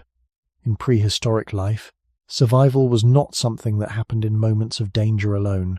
It was something that had to be maintained continuously, through ordinary actions repeated every day. Food had to be found, water had to be carried, fire had to be kept alive or rebuilt, shelter had to be maintained or moved, children had to be protected and supported, tools had to be made, repaired, and used with care. These tasks did not appear as extraordinary events, yet they required time, energy, attention, and coordination. What makes them important for understanding lifespan is that they left very little space between effort and recovery. The body was rarely allowed to step fully outside of the demands placed on it. Even during periods without immediate threat, the work of staying alive continued. This constant engagement created a condition in which the body was always being used, always being tested, and only partially allowed to restore itself before the next demand arrived. In modern environments, many of these tasks have been separated from the body's daily burden. Food is stored and accessed without constant search. Water is available without long transport. Shelter is stable across seasons. Heat can be created and maintained with less effort. Movement is often reduced, and recovery can occur in protected spaces. None of this changes the basic design of the human body, but it changes how much of that design is consumed by daily necessity. In prehistoric settings, there was far less separation between effort and survival. The energy required to live and the energy required to recover often drew from the same limited reserve. When that reserve was repeatedly used to meet immediate needs, less remained for long-term maintenance. This does not mean that prehistoric humans were constantly exhausted or unable to rest. There were likely moments of relative calm, periods when food was sufficient and conditions were manageable, but even in those periods, the structure of life did not create long, uninterrupted intervals of low demand. Something always required attention. A fire left unattended could go out. A food source could diminish. A change in weather could require adjustment. A group might need to move. Rest existed, but it was often shaped by the need to remain ready to respond. The body, in turn, adapted to this pattern by becoming efficient at functioning under load. But efficiency is not the same as full restoration. Over time, operating near the edge of required effort could gradually reduce how much strain the body could still absorb. When we return to the earliest stages of human life, this pattern reflects the fundamental structure of our species. Homo sapiens evolved as an active, mobile, cooperative organism. Survival depended on doing, not on storing enough to stop doing. Knowledge, planning, and shared labor made that activity more effective, but they did not remove the need for it. A human group could divide tasks, share resources, and support weaker members, yet the total effort required to sustain life still had to be produced by the group as a whole. This meant that the body was always part of an ongoing exchange with the environment. Energy was taken in through food, then spent through movement, warmth, and work. If the balance remained close, life continued. If the balance was repeatedly strained, the cost accumulated. Archaeological evidence supports this view through patterns of wear on bones, signs of repeated physical activity, and the general absence of conditions that would allow long-term withdrawal from daily effort. These traces must be interpreted with care, but they align with what we understand about early human life. Activity was constant, varied, and necessary. The body was not idle, and it was not protected from the need to remain engaged. By the time a person approached what we now call 35, their body had already spent years operating within this narrow balance between effort and recovery. Some managed to maintain that balance long enough to continue. Others did not. Not because the body failed suddenly, but because the space needed for full restoration was never fully available. In that sense, the burden of daily survival did not shorten life through a single event. It shortened life by quietly consuming the margin that would have allowed the body to keep going for longer. The burden of daily survival becomes even clearer when we notice how little of prehistoric life was truly optional. Many actions that would now be considered effort beyond the ordinary were once part of the ordinary itself. Walking was not exercise, but access. Carrying was not training, but necessity. Crouching, lifting, gathering, cutting, scraping, tending fire, watching children, scanning the surroundings, adjusting to weather, repairing tools, processing food, and moving camp were not separate categories of labor. They were woven together into the basic structure of being alive. What matters here is not simply that these activities required energy, but that they often arrived without clean boundaries between one another. A person might walk to reach water, carry materials back, then spend time preparing food, then remain alert through the evening to protect warmth, children, or stored resources. Even if none of these tasks was extreme on its own, their total effect could be large because the body was being asked to remain functional across many linked demands with limited opportunity for complete recovery. This is where prehistoric life differs not only in hardship, but in rhythm. In a modern setting, recovery often has a place. There are spaces built for sleep, for stillness, for postponing work, for separating one demand from another. In prehistoric settings, those divisions were much thinner. The end of one task often led directly into the beginning of the next. A successful day did not guarantee a quiet tomorrow. Shelter still needed maintenance, food still had to be renewed, fire still had to be protected. In such a world, the body was not simply enduring occasional pressure. It was living inside an almost continuous exchange of energy for survival. That exchange could be sustainable for a time, especially when conditions were favorable and groups worked effectively together. But it also meant that the body was frequently operating with only a narrow buffer between what it had and what the next day would ask of it. When we return again to the deep beginnings of Homo sapiens, this pattern feels less like an exception and more like the basic form of early human existence. Our species did not begin with abundant stored reserves or with environments shaped to reduce effort. It began with mobile bodies, cooperative behavior, flexible diets, and the capacity to solve problems through action. These were powerful strengths, but they tied survival directly to repeated bodily output. Human intelligence reduced some risks, yet intelligence itself required energy. Social cooperation spread burdens across the group, yet the group as a whole still had to produce enough labor to remain viable. This meant that daily life often consumed not only calories, but attention, muscle, time, and sleep. A person who was slightly weaker, slightly older, slightly injured, or slightly undernourished did not simply feel different. They faced a world in which even small reductions in function could matter because the flow of demands rarely paused for long. Archaeological evidence fits well with this broader picture. Patterns of wear in joints, muscle attachments, and bones suggest long-term, repeated activity rather than occasional bursts separated by extended rest. These traces vary across place and time, and they should not be turned into a single universal story, but they support a careful conclusion. Prehistoric bodies were lived in fully, used continuously, and asked to carry the weight of ordinary survival for years at a time. By the time someone moved toward what we now call 35, their body had not merely aged in a passive sense. It had already spent decades paying the cost of staying alive through motion, vigilance, labor, and adaptation. This helps explain why many lives did not need one dramatic ending in order to stop relatively early. Sometimes the body was not defeated by catastrophe. It was simply asked, day after day, to keep converting itself into survival until less and less remained available for repair, resilience, and continuation. In that slow and nearly invisible expenditure, the daily work of staying alive becomes one of the clearest reasons a body capable of more years could still reach its end much sooner than its deeper biological potential would suggest. Over enough years, the burden of daily survival begins to do something subtle but profound. It changes the body from the inside, not through one visible injury or one obvious illness, but through the repeated fact that almost every useful resource the body receives must be spent again almost immediately. Food becomes movement, sleep becomes readiness, strength becomes carrying, walking, lifting, watching, tending, enduring. In such a life, the body is not only keeping itself alive, it is constantly converting its own stored capacity into the work required to remain alive one more day. This does not mean prehistoric life was only suffering. There were certainly rhythms, skills, moments of competence, and periods when the demands of life aligned well enough with the body's abilities. But even in those better stretches, the structure of existence still asked the body to remain close to necessity.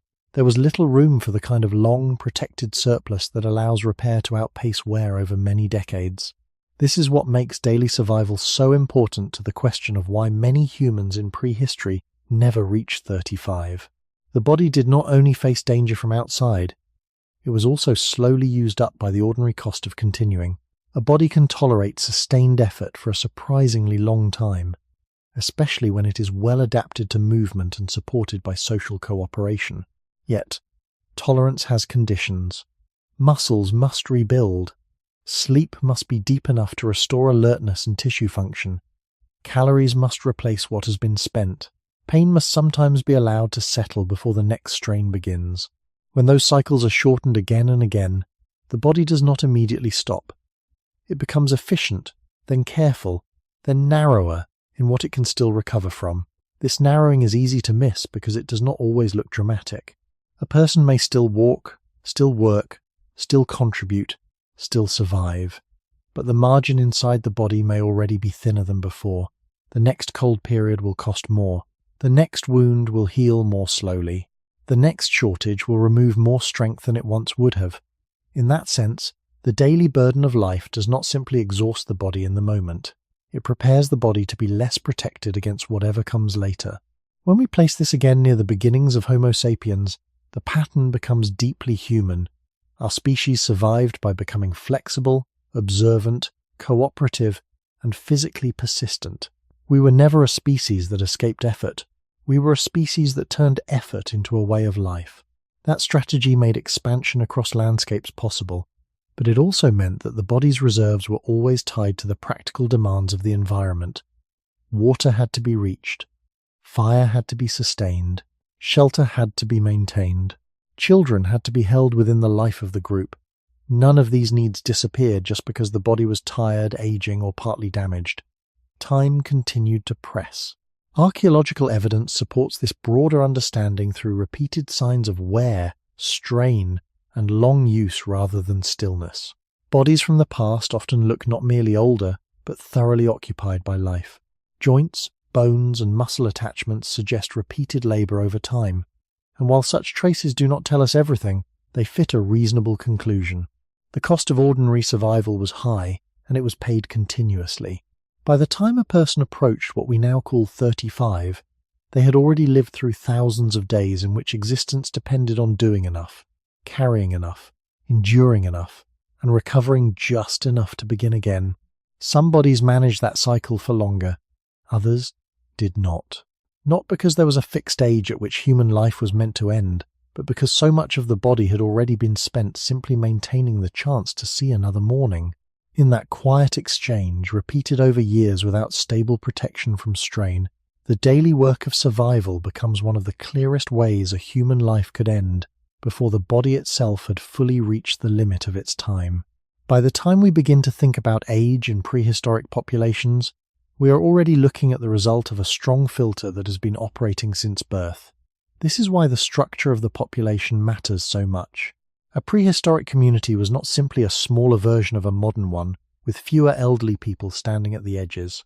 It was shaped differently from the beginning because many lives were lost early, many others were interrupted in youth or adulthood, and only a smaller portion continued far enough to become visibly older. This created a population in which younger bodies were more common, not because humans were biologically meant to disappear early, but because the path toward later age was difficult to sustain. In such a structure, age itself becomes rare long before it becomes impossible. This is an important distinction, because rarity can easily be mistaken for natural design. When we say that most people in prehistory did not reach 35, what we are often describing is not a built-in limit of the species, but a population pattern in which losses at many earlier stages kept the number of older individuals relatively small. Population structure tells us something that averages alone cannot. It shows that the visible shape of a human group depends not only on how long the body can live, but on how many people manage to pass through childhood, adolescence, injury, infection, food instability, and environmental pressure without being stopped along the way. If many lives are lost before later adulthood, then the whole population will appear young even if some members do survive much longer. This means that prehistoric communities were often organized around the presence of many younger individuals and fewer older ones, creating a generational flow that differed sharply from what many modern societies take for granted.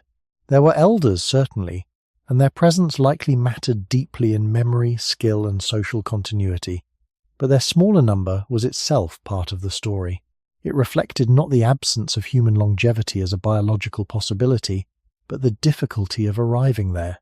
When we return to the beginning of Homo sapiens, this pattern becomes inseparable from the conditions under which our species first lived. Human groups were shaped by reproduction, care, mobility, resource access, and the repeated loss of members at different stages of life. A long human childhood meant that each surviving child represented years of investment. A body that reached adolescence had already passed through one of the most dangerous passages of life. A body that reached adulthood had already survived more than many others did. A body that continued toward what we now call 35 had moved through multiple layers of risk that steadily reduced the number of people still present at each later age. This is what gives prehistoric population structure its particular shape. It was not simply that older people existed in smaller numbers. It was that each additional year represented successful passage through a world that regularly interrupted life before old age could become common. Archaeological evidence supports this broader understanding, though always imperfectly. Burial populations, skeletal age distributions, and demographic reconstruction all come with limits, and caution is necessary when drawing conclusions. Yet across many contexts, researchers have long recognized that prehistoric populations were often heavily weighted toward younger age groups. This does not mean no one lived longer. It means that the overall population was continually renewed under conditions where mortality remained high enough to keep the proportion of older individuals relatively low. In a world like that, the social meaning of age changes. What we now think of as middle adulthood could already represent survival through an unusually long chain of uncertainties. This helps explain why the question of reaching 35 is not only a question about the individual body, it is also a question about what kind of population the surrounding world was constantly producing. A species capable of long life can still generate communities where most visible lives are young if enough losses happen early and repeatedly. That is the quieter demographic truth of prehistory. Many humans did not fail to reach 35 because the body was short-lived by design. They lived inside a population structure shaped by interruption, where each step toward later age became less common, simply because so many lives had already been narrowed or ended before they could get there. This structure of many younger individuals and fewer older ones did not only change how long people lived, it changed how life itself was organized within the group. When most members of a community are still in earlier stages of life, the flow of knowledge, labor, and care moves differently. Skills must be learned and repeated quickly. Responsibilities may shift earlier. Experience exists, but it is held by a smaller number of individuals who have moved further along the path of survival. This does not mean that prehistoric societies lack depth or continuity. It means that continuity had to be maintained under conditions where fewer people carried long spans of lived experience. In such a setting, the presence of someone who had reached what we now call 35 or beyond was not just a measure of age, It was evidence that a long sequence of uncertainties had been successfully navigated. Each additional year represented not only biological time, but accumulated survival through a world that often interrupted life before that point. This also means that age in prehistory cannot be understood in isolation from the pressures that shaped it. A person who reached later adulthood did so carrying the full history of earlier conditions. Their body reflected childhood, environment, injury, infection, food availability, and daily labor across many years. Their knowledge reflected repeated encounters with changing landscapes and repeated solutions to problems that had to be solved again and again. Yet, even this accumulated experience existed within a population that was constantly being reshaped by loss and renewal. New members entered through birth, others left through the many forms of interruption we have already traced. The group was never static. It was always in motion, not only across space, but across generations that did not all move forward at the same pace or reach the same distances in time. When we return to the deeper origins of Homo sapiens, this pattern aligns with what we know about how human societies functioned in environments where survival remained uncertain. Cooperation, teaching, and shared memory were essential, but they were carried within populations where the balance of ages did not resemble what we might see today. A larger proportion of younger individuals meant that learning, adaptation, and physical contribution were constantly being renewed. At the same time, the smaller number of older individuals meant that long-term continuity depended on the successful transmission of knowledge before it was lost. This transmission likely took many forms, from observation to imitation to shared practice, but it always existed under the same environmental constraints that shaped everything else. The structure of the population was therefore not just a demographic pattern. It was part of how human life sustained itself across time. Archaeological and anthropological research supports this view through the study of age distributions, settlement patterns, and the inferred roles of individuals within groups. These interpretations must remain careful, but they consistently suggest that prehistoric populations were not dominated by long-lived individuals. Instead, they were characterized by ongoing turnover, where each generation had to rebuild and maintain the knowledge needed for survival. In such a system, the rarity of older age does not diminish its importance, it increases it. Each person who reached that stage carried not only personal survival, but a larger portion of the group's accumulated understanding. By the time someone approached what we now call 35, their presence within the population was already the result of many successful passages through risk. Yet that presence remained relatively uncommon compared with the number of younger individuals who were still moving through earlier stages. This helps explain why prehistoric life appears short when viewed from a distance. The visible structure of the population is shaped by who is most numerous, not necessarily by what is biologically possible. A community can contain individuals capable of long life and still appear young overall if most lives are concentrated in earlier ages. In that sense, the demographic shape of prehistory tells a quiet story. It shows that the human body could continue for many years, but that the world it lived in continually reduced how often those years were reached. Over time, the demographic shape of prehistoric life begins to reveal something deeper than simple mortality. It shows how rarity itself can alter the meaning of age. In a population where many lives end early and fewer continue into later adulthood, age is not only a personal condition, it becomes a visible sign that a particular body has already passed through many stages that most others did not fully cross.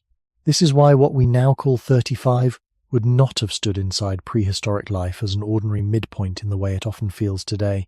It would have marked the presence of someone who had already moved through childhood vulnerability, accumulated labor, repeated environmental strain, possible injury, periods of food instability, and the ongoing risk of infection, all without being stopped. Such a person was not biologically different in kind from others, but within the structure of the population, they had become less common simply because so many others had already been filtered out at earlier points. That rarity matters because it changes how we interpret the age profile of the whole group.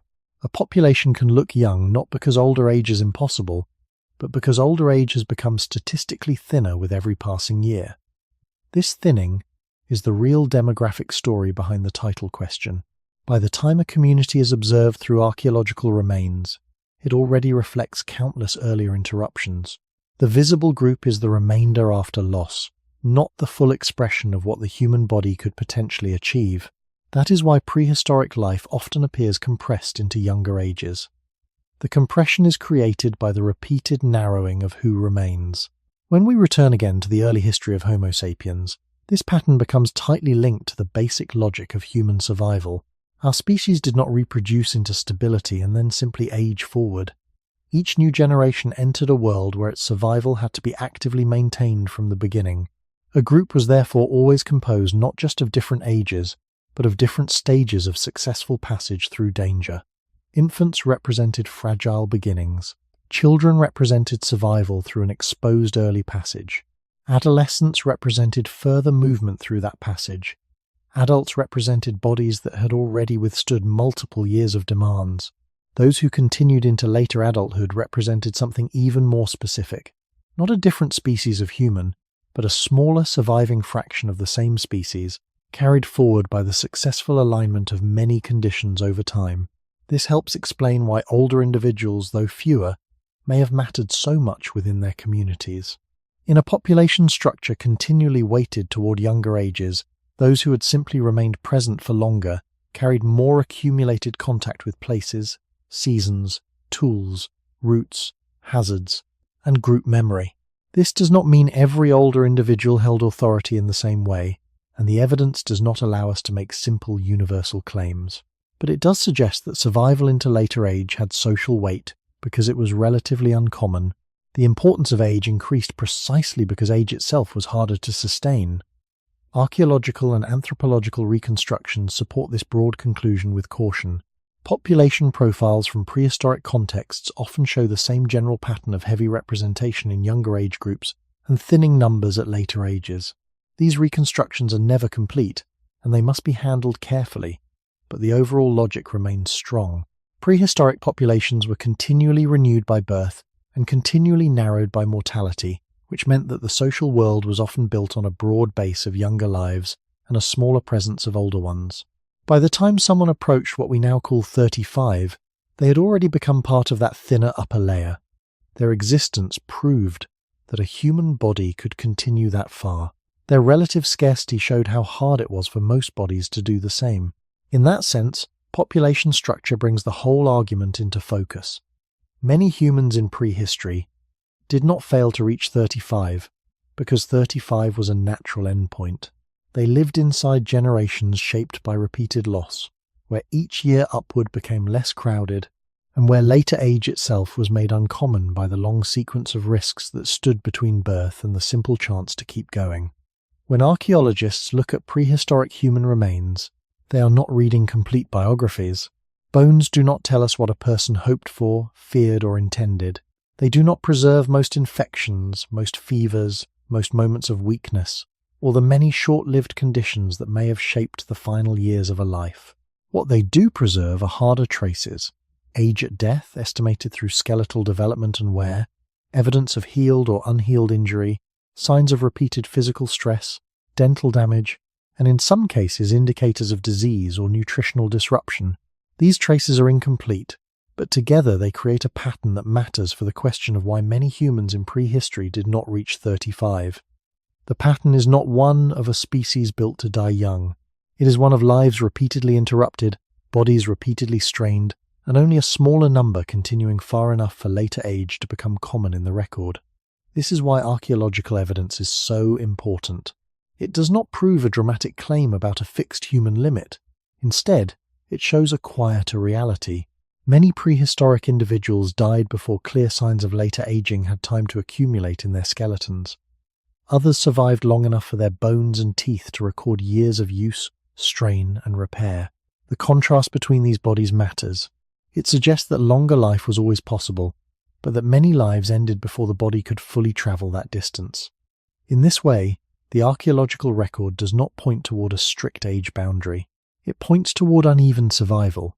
Some people clearly crossed further into adulthood. Many others did not. When we return to the beginnings of Homo sapiens, this makes sense. Early human life unfolded in conditions where the body was constantly exposed to demands from landscape, climate, movement, infection, labor, and food uncertainty. Skeletal remains from different prehistoric contexts often reflect those demands in the form of worn joints, repetitive stress, healed fractures, dental wear, developmental disruption, and sometimes lesions that may be linked to disease. None of these traces should be forced into certainty, where certainty does not exist. Researchers must work carefully, because estimating age and cause of death from ancient remains is always limited. But even with that caution, one broad conclusion remains widely accepted. Prehistoric bodies often show evidence of hard use and incomplete protection from the risks of daily life. This is especially important when we think about age distributions in burial populations. In many prehistoric assemblages, individuals identified as younger adults appear in greater numbers than those estimated to have reached substantially later ages. That pattern alone does not tell us everything, since preservation, burial practices, and sampling all affect what survives into the present. Yet when it appears again and again alongside the broader biological and environmental logic we have already traced, it becomes meaningful. It suggests that later adulthood was not absent, but less common. A body might survive childhood, survive adolescence, survive the first years of adult labor, and still not continue far enough for the skeleton to show the deeper marks of longer aging. Archaeology also reminds us of something easy to forget. Survival in the past was not evenly distributed across individuals. Some skeletons preserve evidence of remarkable recovery. A healed fracture, severe dental wear, or long-term joint change can show that a person lived through substantial hardship for many years. These individuals matter because they prove that the human body in prehistory could endure a great deal and still continue. But precisely because these cases stand out, they also reveal the larger pattern.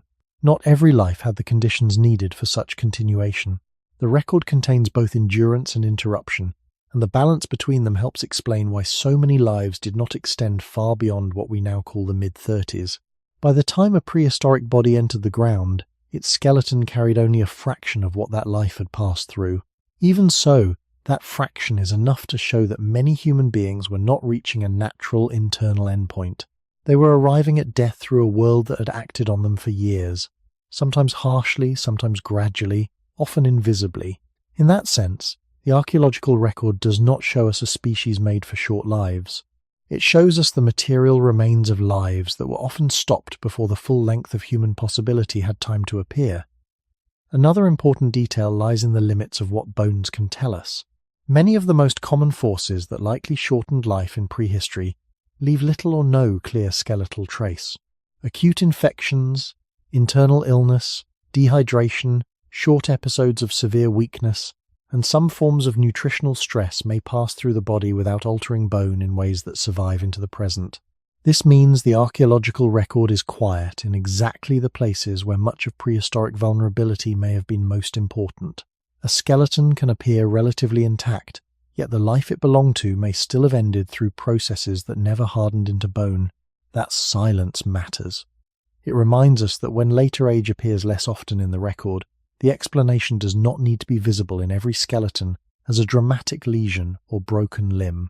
Much of the shortening of life may have happened through soft tissue, fever, exhaustion, or incomplete recovery that left no permanent material signature. When we place this silence next to the traces that do survive, the broader picture becomes more persuasive. We see bodies that were used heavily, sometimes injured, sometimes healed, sometimes marked by stress, and often buried before the clearer skeletal features of later aging became widespread. This pattern does not suggest a body designed for only a few decades. It suggests a population moving through a world where many lives ended before the full arc of bodily aging had time to be recorded. That distinction is essential. Archaeology is not showing us a built-in ceiling. It is showing us the remains of interrupted continuities. When we return again to the early history of Homo sapiens, this aligns closely with what we know from biology and environment. Human beings were living as mobile, exposed, socially cooperative organisms, dependent on food access, shelter, movement, and care under changing local conditions. A body might survive childhood and carry visible signs of labor into adulthood, yet still remain vulnerable to sudden infection, worsening injury, or a run of poor conditions that left no permanent mark in the skeleton. In such a world, the archaeological record naturally becomes uneven. Some individuals carry strong evidence of prolonged survival through difficulty. Others appear to stop earlier, with fewer visible signs of long aging, not because they lacked the biological ability to continue, but because the chain of conditions required for continuation broke first.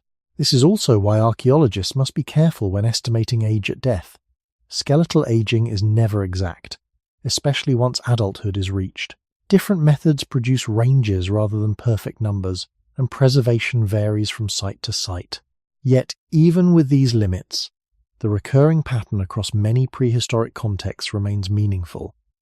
Later adults are present, but they are less common than younger adults. Stress markers, healed injuries, dental wear, and evidence of hard use appear often enough to support a picture of life under strain rather than life under stable protection. These conclusions are careful, not dramatic, but that is precisely why they are strong. They fit the broader logic of what the body needed and what prehistoric conditions often failed to provide consistently.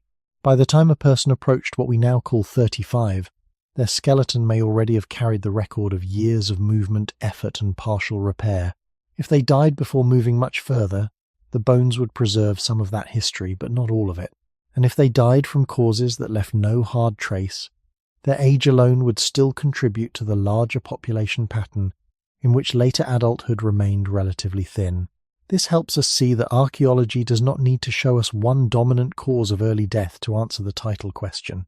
Its real value is cumulative. It shows that prehistoric lives were often physically demanding, uneven in their outcomes, and frequently ended before later age became common in the material record. In that quiet accumulation of worn teeth, healed fractures, stressed bones, and absent older bodies, the archaeological evidence points in one direction. It suggests that many humans in prehistory did not stop at 35 because the species was built to end there. They stopped because the world acting on the body, year after year, so often brought life to an end before deeper age had time to leave its fullest mark. When all of these archaeological traces are brought together, they do not give us a complete map of prehistoric death, but they do give us something just as valuable: a material pattern of how life was carried through the body and where that carrying often stopped. A skeleton is never the whole person, yet it is the remaining structure of a life that had to move, endure, heal, and adapt inside a world without stable protection. That is why the record matters even when it is incomplete. It shows that prehistoric bodies were not untouched by time before death arrived. They were often marked by labour, by strain, by healing that had occurred, and by healing that may have remained partial. Some individuals clearly lived long enough for the body to record years of use in joints, teeth, and bones. Others seem to have ended earlier, before those deeper marks of later age had fully accumulated. This contrast is one of the clearest reasons we should resist the idea that 35 was some natural ceiling built into the human organism. If that were true, we would expect a more uniform pattern, something closer to a shared internal limit. What archaeology suggests instead is variation shaped by interruption. Some lives continued further. Many did not. The difference lies not in a different kind of body, but in a different sequence of conditions acting upon the same kind of body across time. When we return to the beginnings of Homo sapiens, this interpretation fits what we already know from biology and environment. Human beings began as long-lived primates in principle, but as exposed primates in practice. Our bodies required food continuity, rest, warmth, hydration, healing time, and social support. Those needs were not theoretical. They had to be met again and again inside changing landscapes, changing seasons, and the repeated friction of daily survival. Archaeological remains preserve only a fraction of that friction, yet even that fraction is enough to show that life was often physically costly. Teeth wore down. Bones changed under repeated effort. Some fractures healed, some stress accumulated, and many individuals disappeared from the record before later adulthood became common enough to shape the overall age profile in a stronger way. This is where the silence of archaeology becomes as meaningful as its evidence.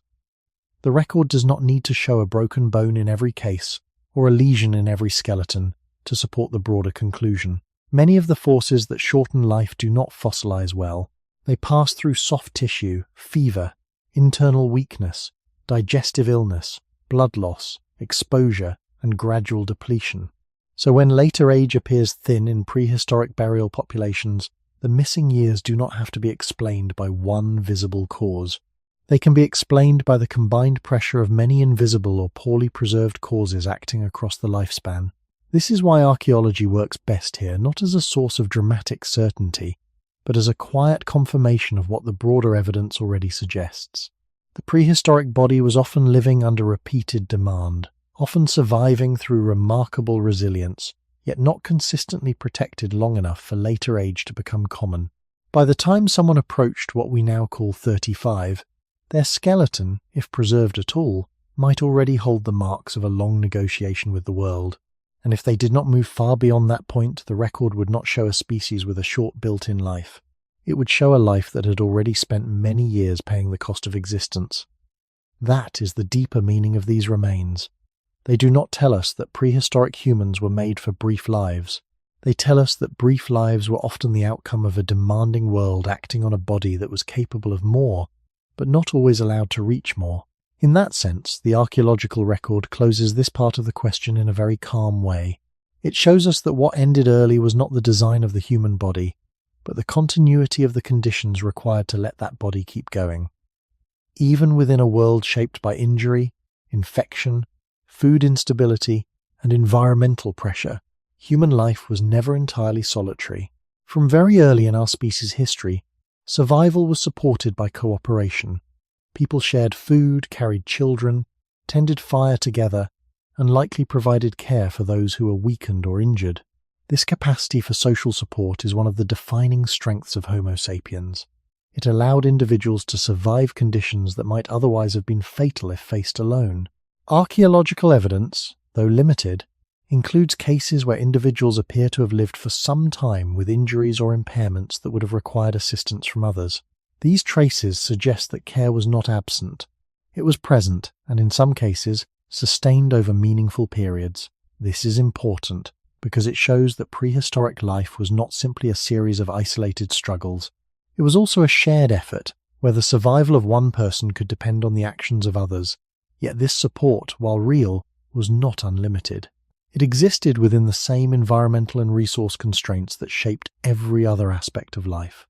A group could help an injured member, but that help required time, energy, and food that had to be drawn from the same uncertain environment. If resources were scarce, if movement was necessary, or if multiple members of the group were under strain at the same time, the ability to sustain long-term care could be reduced. This does not imply a lack of compassion or intention. It reflects the limits of what was possible within the conditions of prehistoric life. Social support could extend survival, but it could not fully remove the pressures that made survival difficult in the first place. When we return to the early environments of Homo sapiens, this balance becomes clearer. Human groups were often small and mobile, relying on cooperation to function effectively. Shared knowledge, coordinated movement, and mutual assistance increased the chances of survival for everyone. But the same factors that made cooperation necessary also limited its reach. A group had to remain viable as a whole. If the effort required to support one individual became too great relative to available resources, the balance could shift. Care might still be given, but its duration and effectiveness would depend on what the group could sustain. This meant that social support operated within a moving boundary, shaped by food availability, environmental conditions, group size, and the physical state of other members. In this context, the presence of care does not contradict the pattern of shorter lifespans. It helps explain the variation within that pattern. Some individuals survived injuries or illnesses longer because they were supported. Others may not have received the same level of sustained care, not because it was not valued, but because conditions did not allow it. The archaeological record reflects this unevenness. Alongside evidence of long-term survival with impairment, there are also many individuals who appear to have died earlier, without clear signs of prolonged recovery. This mixture suggests that support was present, but not always sufficient to overcome the combined pressures of environment, health, and resource limitation. By the time a person approached what we now call 35, their survival likely depended not only on their own biological resilience, but also on the network of relationships surrounding them. A body might be capable of continuing, but continuation could require assistance at certain points, whether during illness, injury, or periods of weakness. If that assistance was available and could be sustained, life might extend further. If it was limited or interrupted, the path could narrow. In this way, social support becomes part of the same larger pattern we have been tracing. It does not stand outside the forces that shape lifespan. It interacts with them, sometimes strengthening the body's ability to continue, sometimes constrained by the same limits that affect everything else. The human story in prehistory is therefore not one of isolation or of perfect care, but of support that existed within boundaries. And those boundaries help explain why, even in a species capable of cooperation and care, many lives still did not reach what we now consider later adulthood. Care in prehistoric life was powerful, but it was never abstract.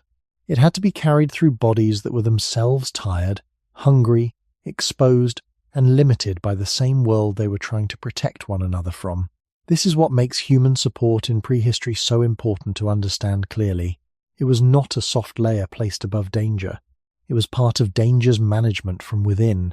A person who was injured, ill, weakened after childbirth, or slowed by age might still be helped by others through food sharing, slower movement, protection, or practical assistance in daily tasks. These forms of care could matter deeply. They could keep someone alive through a difficult period, and may explain why some individuals in the archaeological record survived long enough for injuries to heal or impairments to remain visible over time. But support itself also consumed resources. Every act of care required effort, time, calories, and attention from people who could not draw on endless surplus. This means that care did not remove the conditions that shortened life.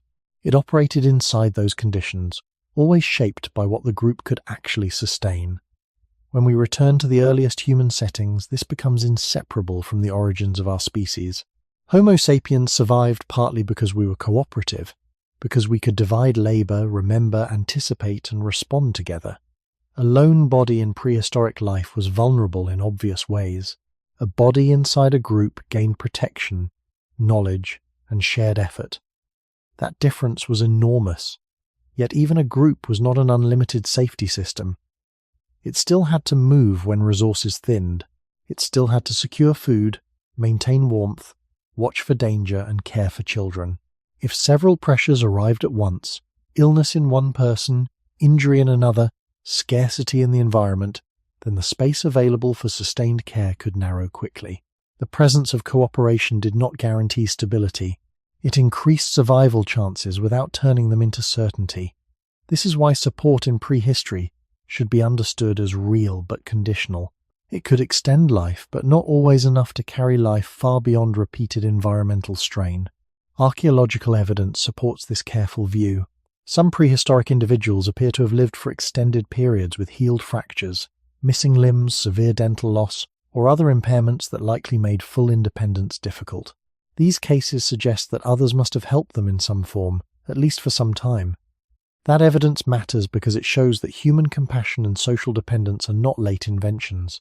They reach deep into our past. But the same record also shows many individuals whose lives seem to have ended earlier, before long-term survival with impairment became visible. This contrast suggests not that care was absent in one case and present in another in any simple moral sense, but that the possibility of sustaining care varied with circumstance. A group under lighter pressure could support more. A group under heavier pressure could support less. In that way, social care itself was ecological. By the time someone approached what we now call 35, their continued survival may already have depended on multiple moments when others helped carry part of the burden. A body recovering from illness might need food brought closer. A body with pain or weakness might need the group to move differently or tolerate slower rhythms. An older adult might contribute knowledge and memory, while relying more on others for speed, lifting, or endurance. These exchanges were likely part of prehistoric life, and they helped make longer survival possible for some people, but they also depended on the group remaining strong enough to absorb the cost. When that was no longer possible, the body again faced the world with less protection. This is why cooperation, though essential, does not overturn the central pattern of shorter lives. It helps explain why some people endured as long as they did, while also revealing why that endurance still had limits. Human beings could care for one another, and often did, but for most of prehistory, care itself had to survive the same unstable world as the bodies it was trying to preserve. When we follow this line of thought further, social support begins to look less like a fixed safety net and more like a shifting balance that could expand or contract depending on circumstances. A group might be able to carry a weakened member for a time, adjusting pace, sharing food, or redistributing tasks. In another moment, that same group might face pressures that made such adjustments harder to sustain. The environment could tighten resources. Movement could become necessary. Several individuals might need support at once. In these situations, the capacity for care did not disappear, but it became thinner, more difficult to maintain over long periods. This does not reduce the importance of cooperation, it clarifies its limits. Human beings were capable of helping one another, but they did so inside a system where every act of support had to be balanced against the survival of the group as a whole. That balance could hold for a long time, or it could begin to strain depending on conditions that were often outside human control. This is why the presence of social care does not contradict the pattern of many lives ending before 35. It helps explain the variation within that pattern. Some individuals were able to continue because they were supported through key moments of vulnerability. Others may have reached similar points without enough sustained support to carry them through. The difference between these outcomes does not require a difference in the body itself. It can emerge from differences in timing, environment, and group capacity. A person who became ill during a period of relative abundance might recover with assistance. A person who became ill during a period of scarcity might face a much narrower path forward. In this way, social support was deeply human, yet always contingent. When we return again to the earliest stages of Homo sapiens, this contingency reflects the broader structure of human life at that time. Groups were small, mobile, and closely tied to the landscapes they moved through. Their ability to care for members depended on what those landscapes could provide at any given moment. Cooperation extended survival, but it did not create a separate layer of security independent from the environment. Instead, it functioned as part of the same system, redistributing effort and resources within the limits available. A group might successfully support one member for a time, but if multiple pressures accumulated, the system itself could come under strain. This meant that even strong social bonds operated within boundaries that could not always be expanded. Archaeological evidence again offers indirect support for this interpretation. The coexistence of individuals who survived with impairments and those who appear to have died earlier suggests a range of outcomes shaped by different conditions rather than a single, consistent pattern of care. Some lives were extended through cooperation. Others were not extended as far, likely because the circumstances required for sustained support were not present. These differences do not imply that prehistoric societies lacked care or value for individuals. They suggest that care itself was subject to the same uncertainties that shaped every other part of life. By the time a person approached what we now call 35, their survival may have depended on a series of moments when the group could, and did, provide enough support to bridge periods of weakness. But each of those moments was conditional. If the environment allowed it, if the group remained stable, if resources were sufficient, then support could extend life further. If those conditions shifted, the same body might face limits that could not be overcome. This is why social support, while essential, does not fully explain longer lifespan in prehistory. It interacts with all the other forces we have traced: injury, infection, food instability, climate, and daily labor, and is shaped by them in return. The human story is therefore not one of isolation, nor one of complete protection, but one of shared effort, carried within a demanding world. And within that world, even care itself could not always provide the continuity needed for a body to keep going far beyond the many points where life could quietly come to an end. For most of prehistory, the conditions that shortened human life did not disappear. They remained part of the ordinary structure of existence, yet over very long stretches of time, some forms of stability began to emerge in certain places, at certain moments, and in certain communities. These changes were not sudden, and they were not universal. They did not transform the human body into a different organism, nor did they remove danger from daily life. What they did, slowly and unevenly, was reduce interruption. A body that had always been biologically capable of living longer could now, in some settings, move through more years without being stopped so early by the same relentless chain of risks. This is why the story of lifespan in human history is not best understood as a sudden victory over death.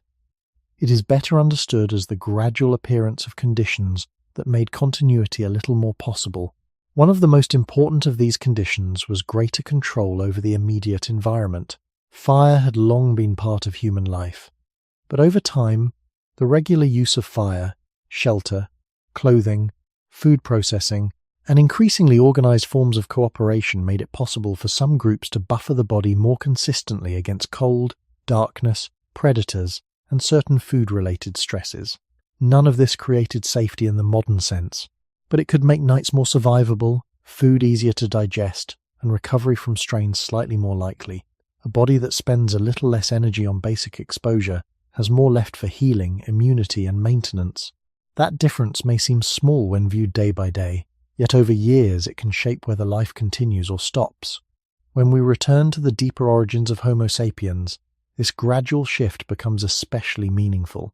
Our species did not begin with cities, medicine, or permanent abundance.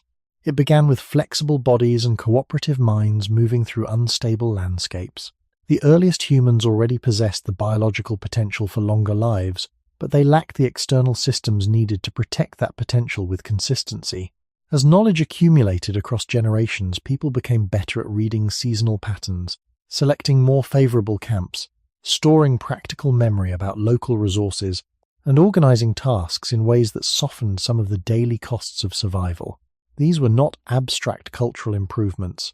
They were physical protections translated into behavior. A more reliable hearth, a better chosen shelter, a more practiced way of processing food, or a more coordinated division of labor could all reduce the burden carried by the body. Archaeological evidence supports this broad interpretation, though always with caution. Over time, different prehistoric communities show signs of increasing environmental control, more stable occupation of certain places, more developed use of materials, and, in some later contexts, stronger signs of food management and reduced mobility. These changes were uneven and often reversible.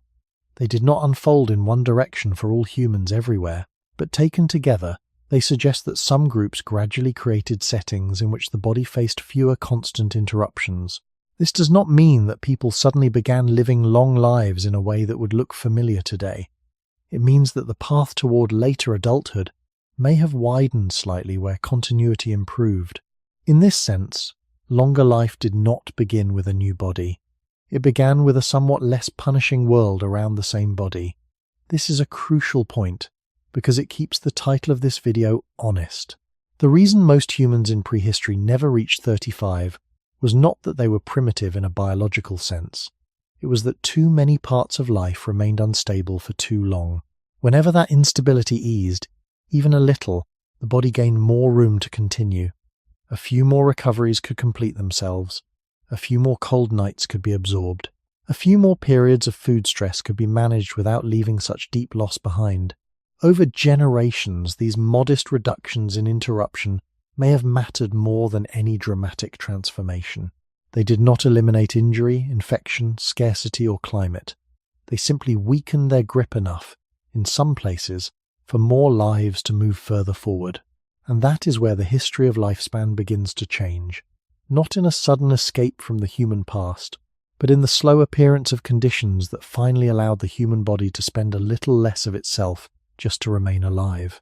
What changed next was not that human life suddenly became secure, but that some of the most exhausting forms of uncertainty began, in certain places, to lose a little of their force.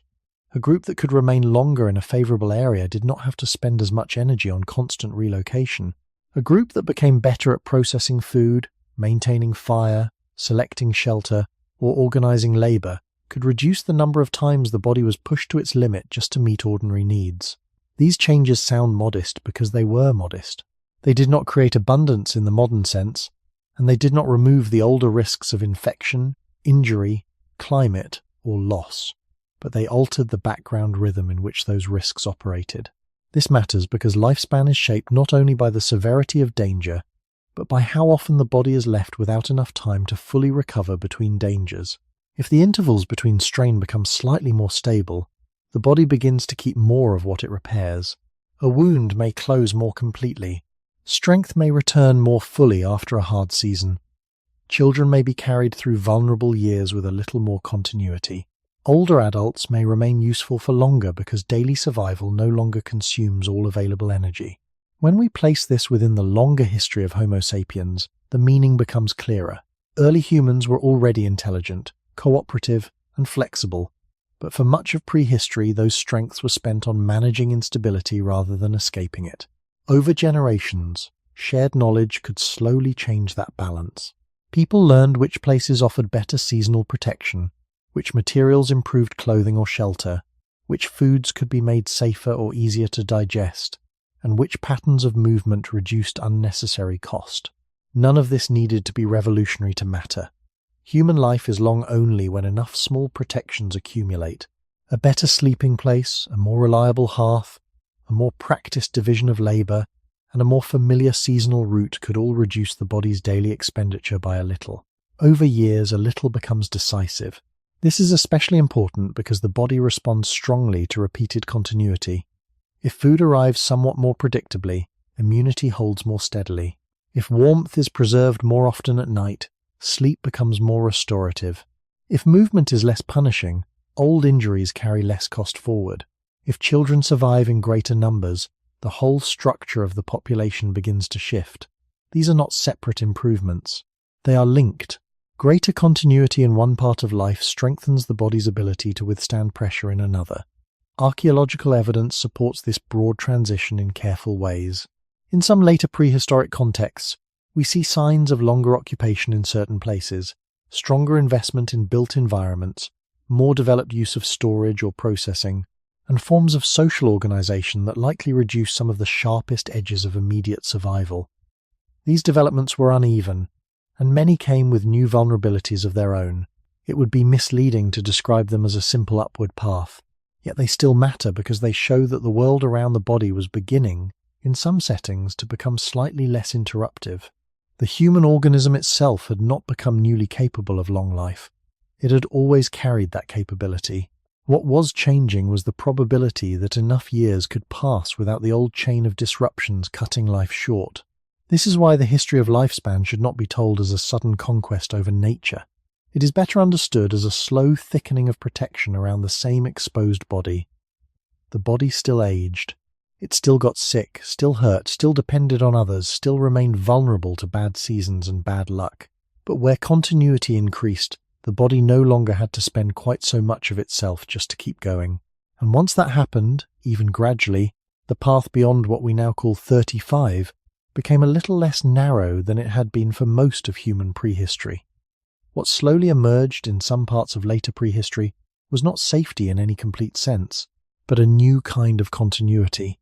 Life still remained exposed, and the body still faced the same basic vulnerabilities it had always carried: hunger, illness, injury, cold, fatigue, and the limits of recovery.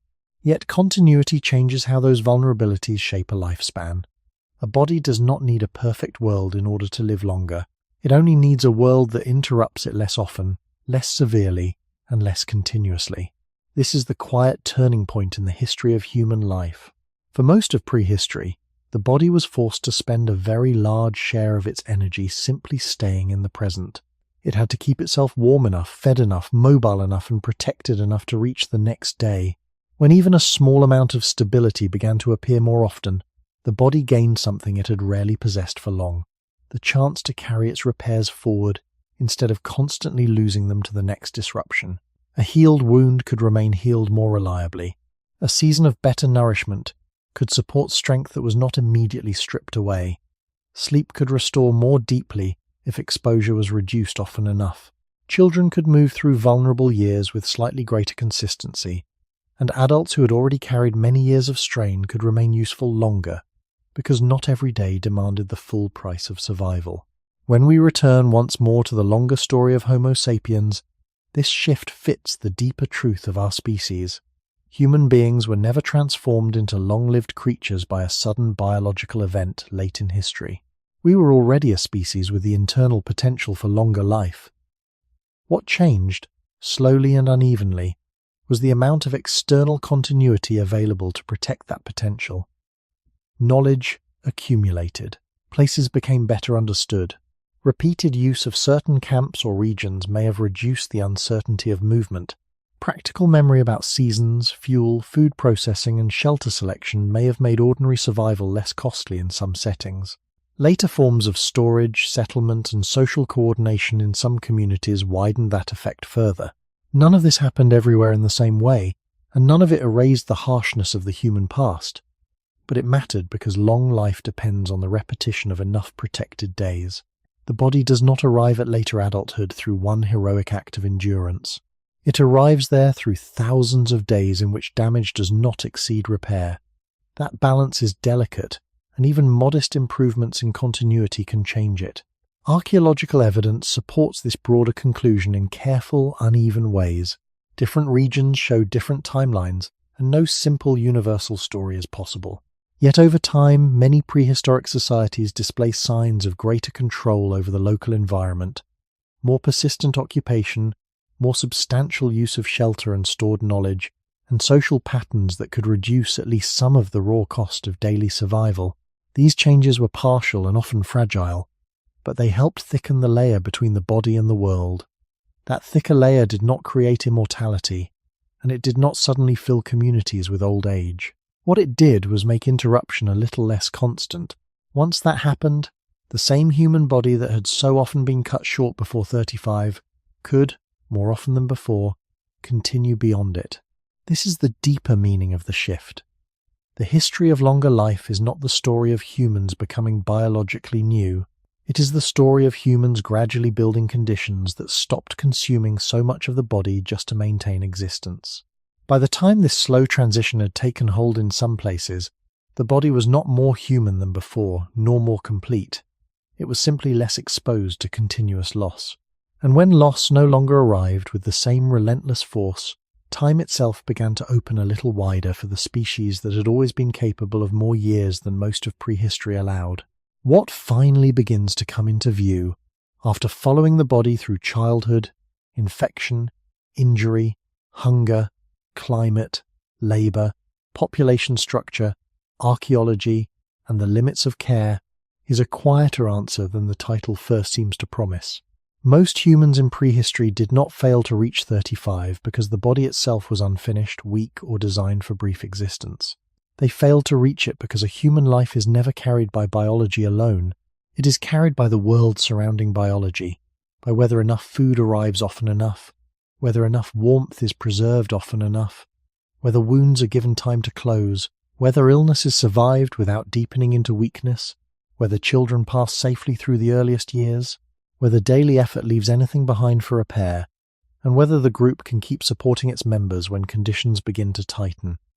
In prehistory, too many of these conditions broke too often.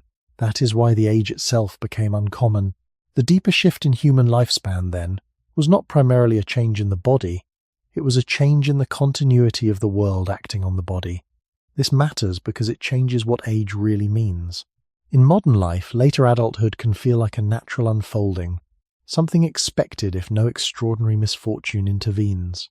In prehistoric life, later adulthood was more often the result of many ordinary misfortunes not intervening too severely, too repeatedly, or at the wrong moment. To continue living was not simply to move forward in time, it was to pass through a long corridor of interruptions without too many of them becoming final. Every year was therefore more than a number. It was evidence that enough conditions had aligned for that body to keep going. When we return to the beginning of Homo sapiens, this becomes one of the clearest truths about our species. We were not creatures who became long-lived only after civilization arrived.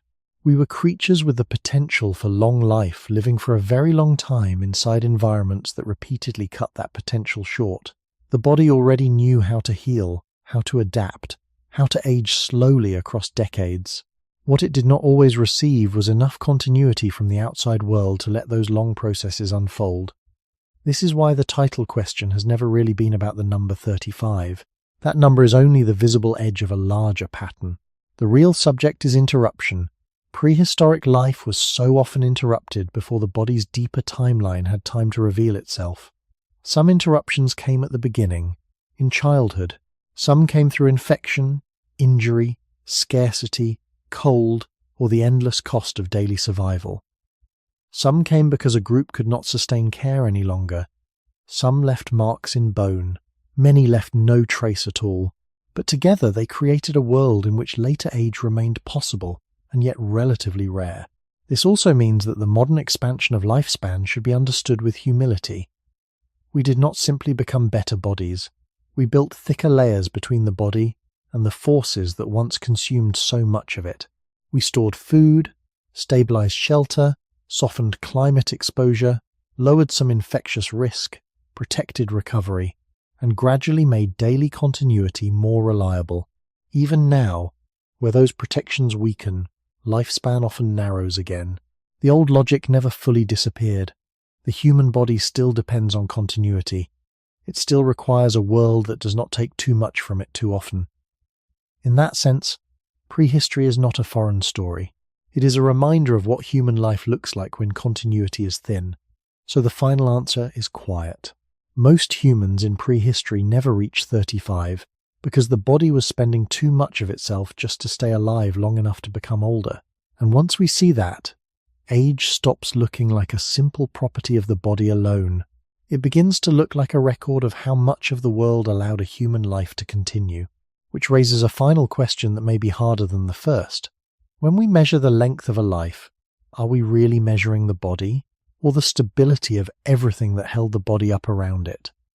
There is also a quieter lesson inside this history, one that reaches beyond prehistory and into the way we think about human life today. We often speak about lifespan as though it belongs entirely to the individual body, as though years are produced mainly from within, by genes, by strength, by personal health, or by some hidden biological clock that counts down in isolation. But the longer story of our species suggests something more relational. A human life is not made of biology alone. It is made of biology held inside systems of support, interruption, recovery, and exposure. The body brings its own capacities, certainly. It can heal, compensate, adapt, and endure with remarkable resilience. Yet those capacities are never expressed in a vacuum. They unfold only inside real conditions, inside food availability, shelter, care, temperature, social stability, and the many ordinary protections that allow repair to outrun damage. This is why the question of why most humans in prehistory never reached 35 leads us toward a broader understanding of what age itself means. It is not simply the count of years survived. It is the visible result of how often a life was allowed to continue without being broken by repeated disruption. When we return once more to the earliest path of Homo sapiens, this becomes deeply clear. The human body that walked across those early landscapes was already recognizably ours. It already had the same long childhood, the same dependence on learning and cooperation, the same slow arc of aging, and much of the same biological capacity for later adulthood. What it lacked was not internal design. It lacked enough external continuity. The body kept having to trade too much of its energy for basic survival. It spent itself on staying warm, finding food, resisting infection, healing while still moving, caring while still laboring, and enduring climates that could not be stabilized. Under such conditions, many lives did not end because the body had completed its natural program. They ended because too much of the body had already been used, merely holding its place in the present. This changes the emotional meaning of prehistory as well.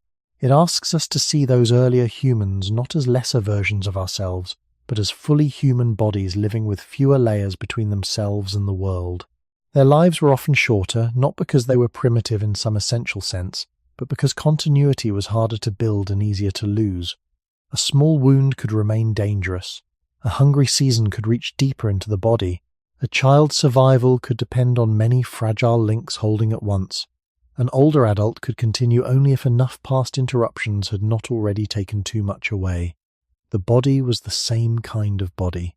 The surrounding structure was thinner. That, more than anything, is what made later age uncommon. Archaeology, biology, and environmental history all point toward this same quiet truth. They do not tell us that 35 was a fixed human limit. They tell us that for most of prehistory, reaching beyond it required an unusual amount of continuity in a world where continuity was difficult to protect. Some people clearly did reach it and go further, and their lives matter because they show what the human organism could do. but the larger pattern still remains. Most did not, because life was too often interrupted before the slower timeline of human aging could fully unfold. And that may be the most valuable thought to carry out of this story. The length of a human life is never only a fact about the body. It is also a fact about the world that receives the body, burdens it, shelters it, and either gives or withholds the conditions needed for time to keep gathering. Once we understand that, prehistory stops looking like a strange age of early death and starts looking like a mirror held up to a deeper human dependence. We do not live long simply because the body is strong. We live long when the body is given enough continuity to remain itself across the years. To understand why most humans in prehistory never reached 35 is, in the end, to understand something gentle but unsettling about our species. Human life has always depended on more than the body itself. Beneath all the changes in tools, shelter, food systems, and social organization, one truth remains quiet and constant. The body can endure only when enough of the world stops taking from it faster than it can restore itself. For most of prehistory, that balance was hard to keep. The body was already capable of more years, but those years had to be defended again and again against childhood vulnerability, infection, injury, hunger, cold, fatigue, movement, and the unending cost of daily survival. Many lives did not end because the body had run out of design. They ended because the conditions needed to carry that design forward were too often broken. This is why the story does not lead to a dramatic answer. It leads to a more careful one. 35 was not a natural wall standing inside the human organism. It was a point beyond which fewer and fewer people could pass, because too many pressures had already acted on them before they arrived there. Some never crossed early childhood. Some survived into adulthood but carried forward the cost of illness, strain, and scarcity. Some endured long enough to become rare older figures within their groups, living proof that the human body could continue much further when enough conditions aligned. But the overall pattern remained the same. The world surrounding the body was too unstable, too demanding, and too thinly protective to let most lives unfold into later age. When we return one last time to the origins of Homo sapiens, that thought becomes almost still. The people of prehistory were not less human than we are. Their bodies were not crude beginnings waiting to become modern. They were already us in the most important biological sense: vulnerable, adaptive, cooperative, slow to mature, capable of healing, capable of memory, and capable of living much longer than many of them were allowed to live. What separated their lives from many lives today was not a different body, but a different level of continuity. They lived with fewer buffers between flesh and weather, between wound and infection, between hunger and weakness, between exhaustion and the need to keep moving. Their lives were often shorter because the distance between the body and the world was smaller. The world reached them more directly. Perhaps that is the deepest educational value in this story. It reminds us that longevity is not simply a triumph of the body over time. It is a quiet partnership between the body and the conditions that hold it. Where continuity grows, human life tends to lengthen. Where continuity breaks, life narrows again. This was true in prehistory, and in many ways it remains true now. To see that clearly is to become a little more careful with the meaning of age, a little more humble about what keeps a life going, and a little more aware that survival has never been an individual achievement alone. It has always depended on shelter, food, care, stability, knowledge, and the slow building of worlds that ask a little less from the body each day. So the final image is not of prehistoric humans failing to reach 35. It is of human lives trying, day after day, to protect enough continuity for time to keep gathering around them. Some succeeded for longer, many did not. And if there is a final question worth carrying into sleep, it may be this: if a long life is never made by the body alone, then what does every human life quietly owe to the world that made it possible to last?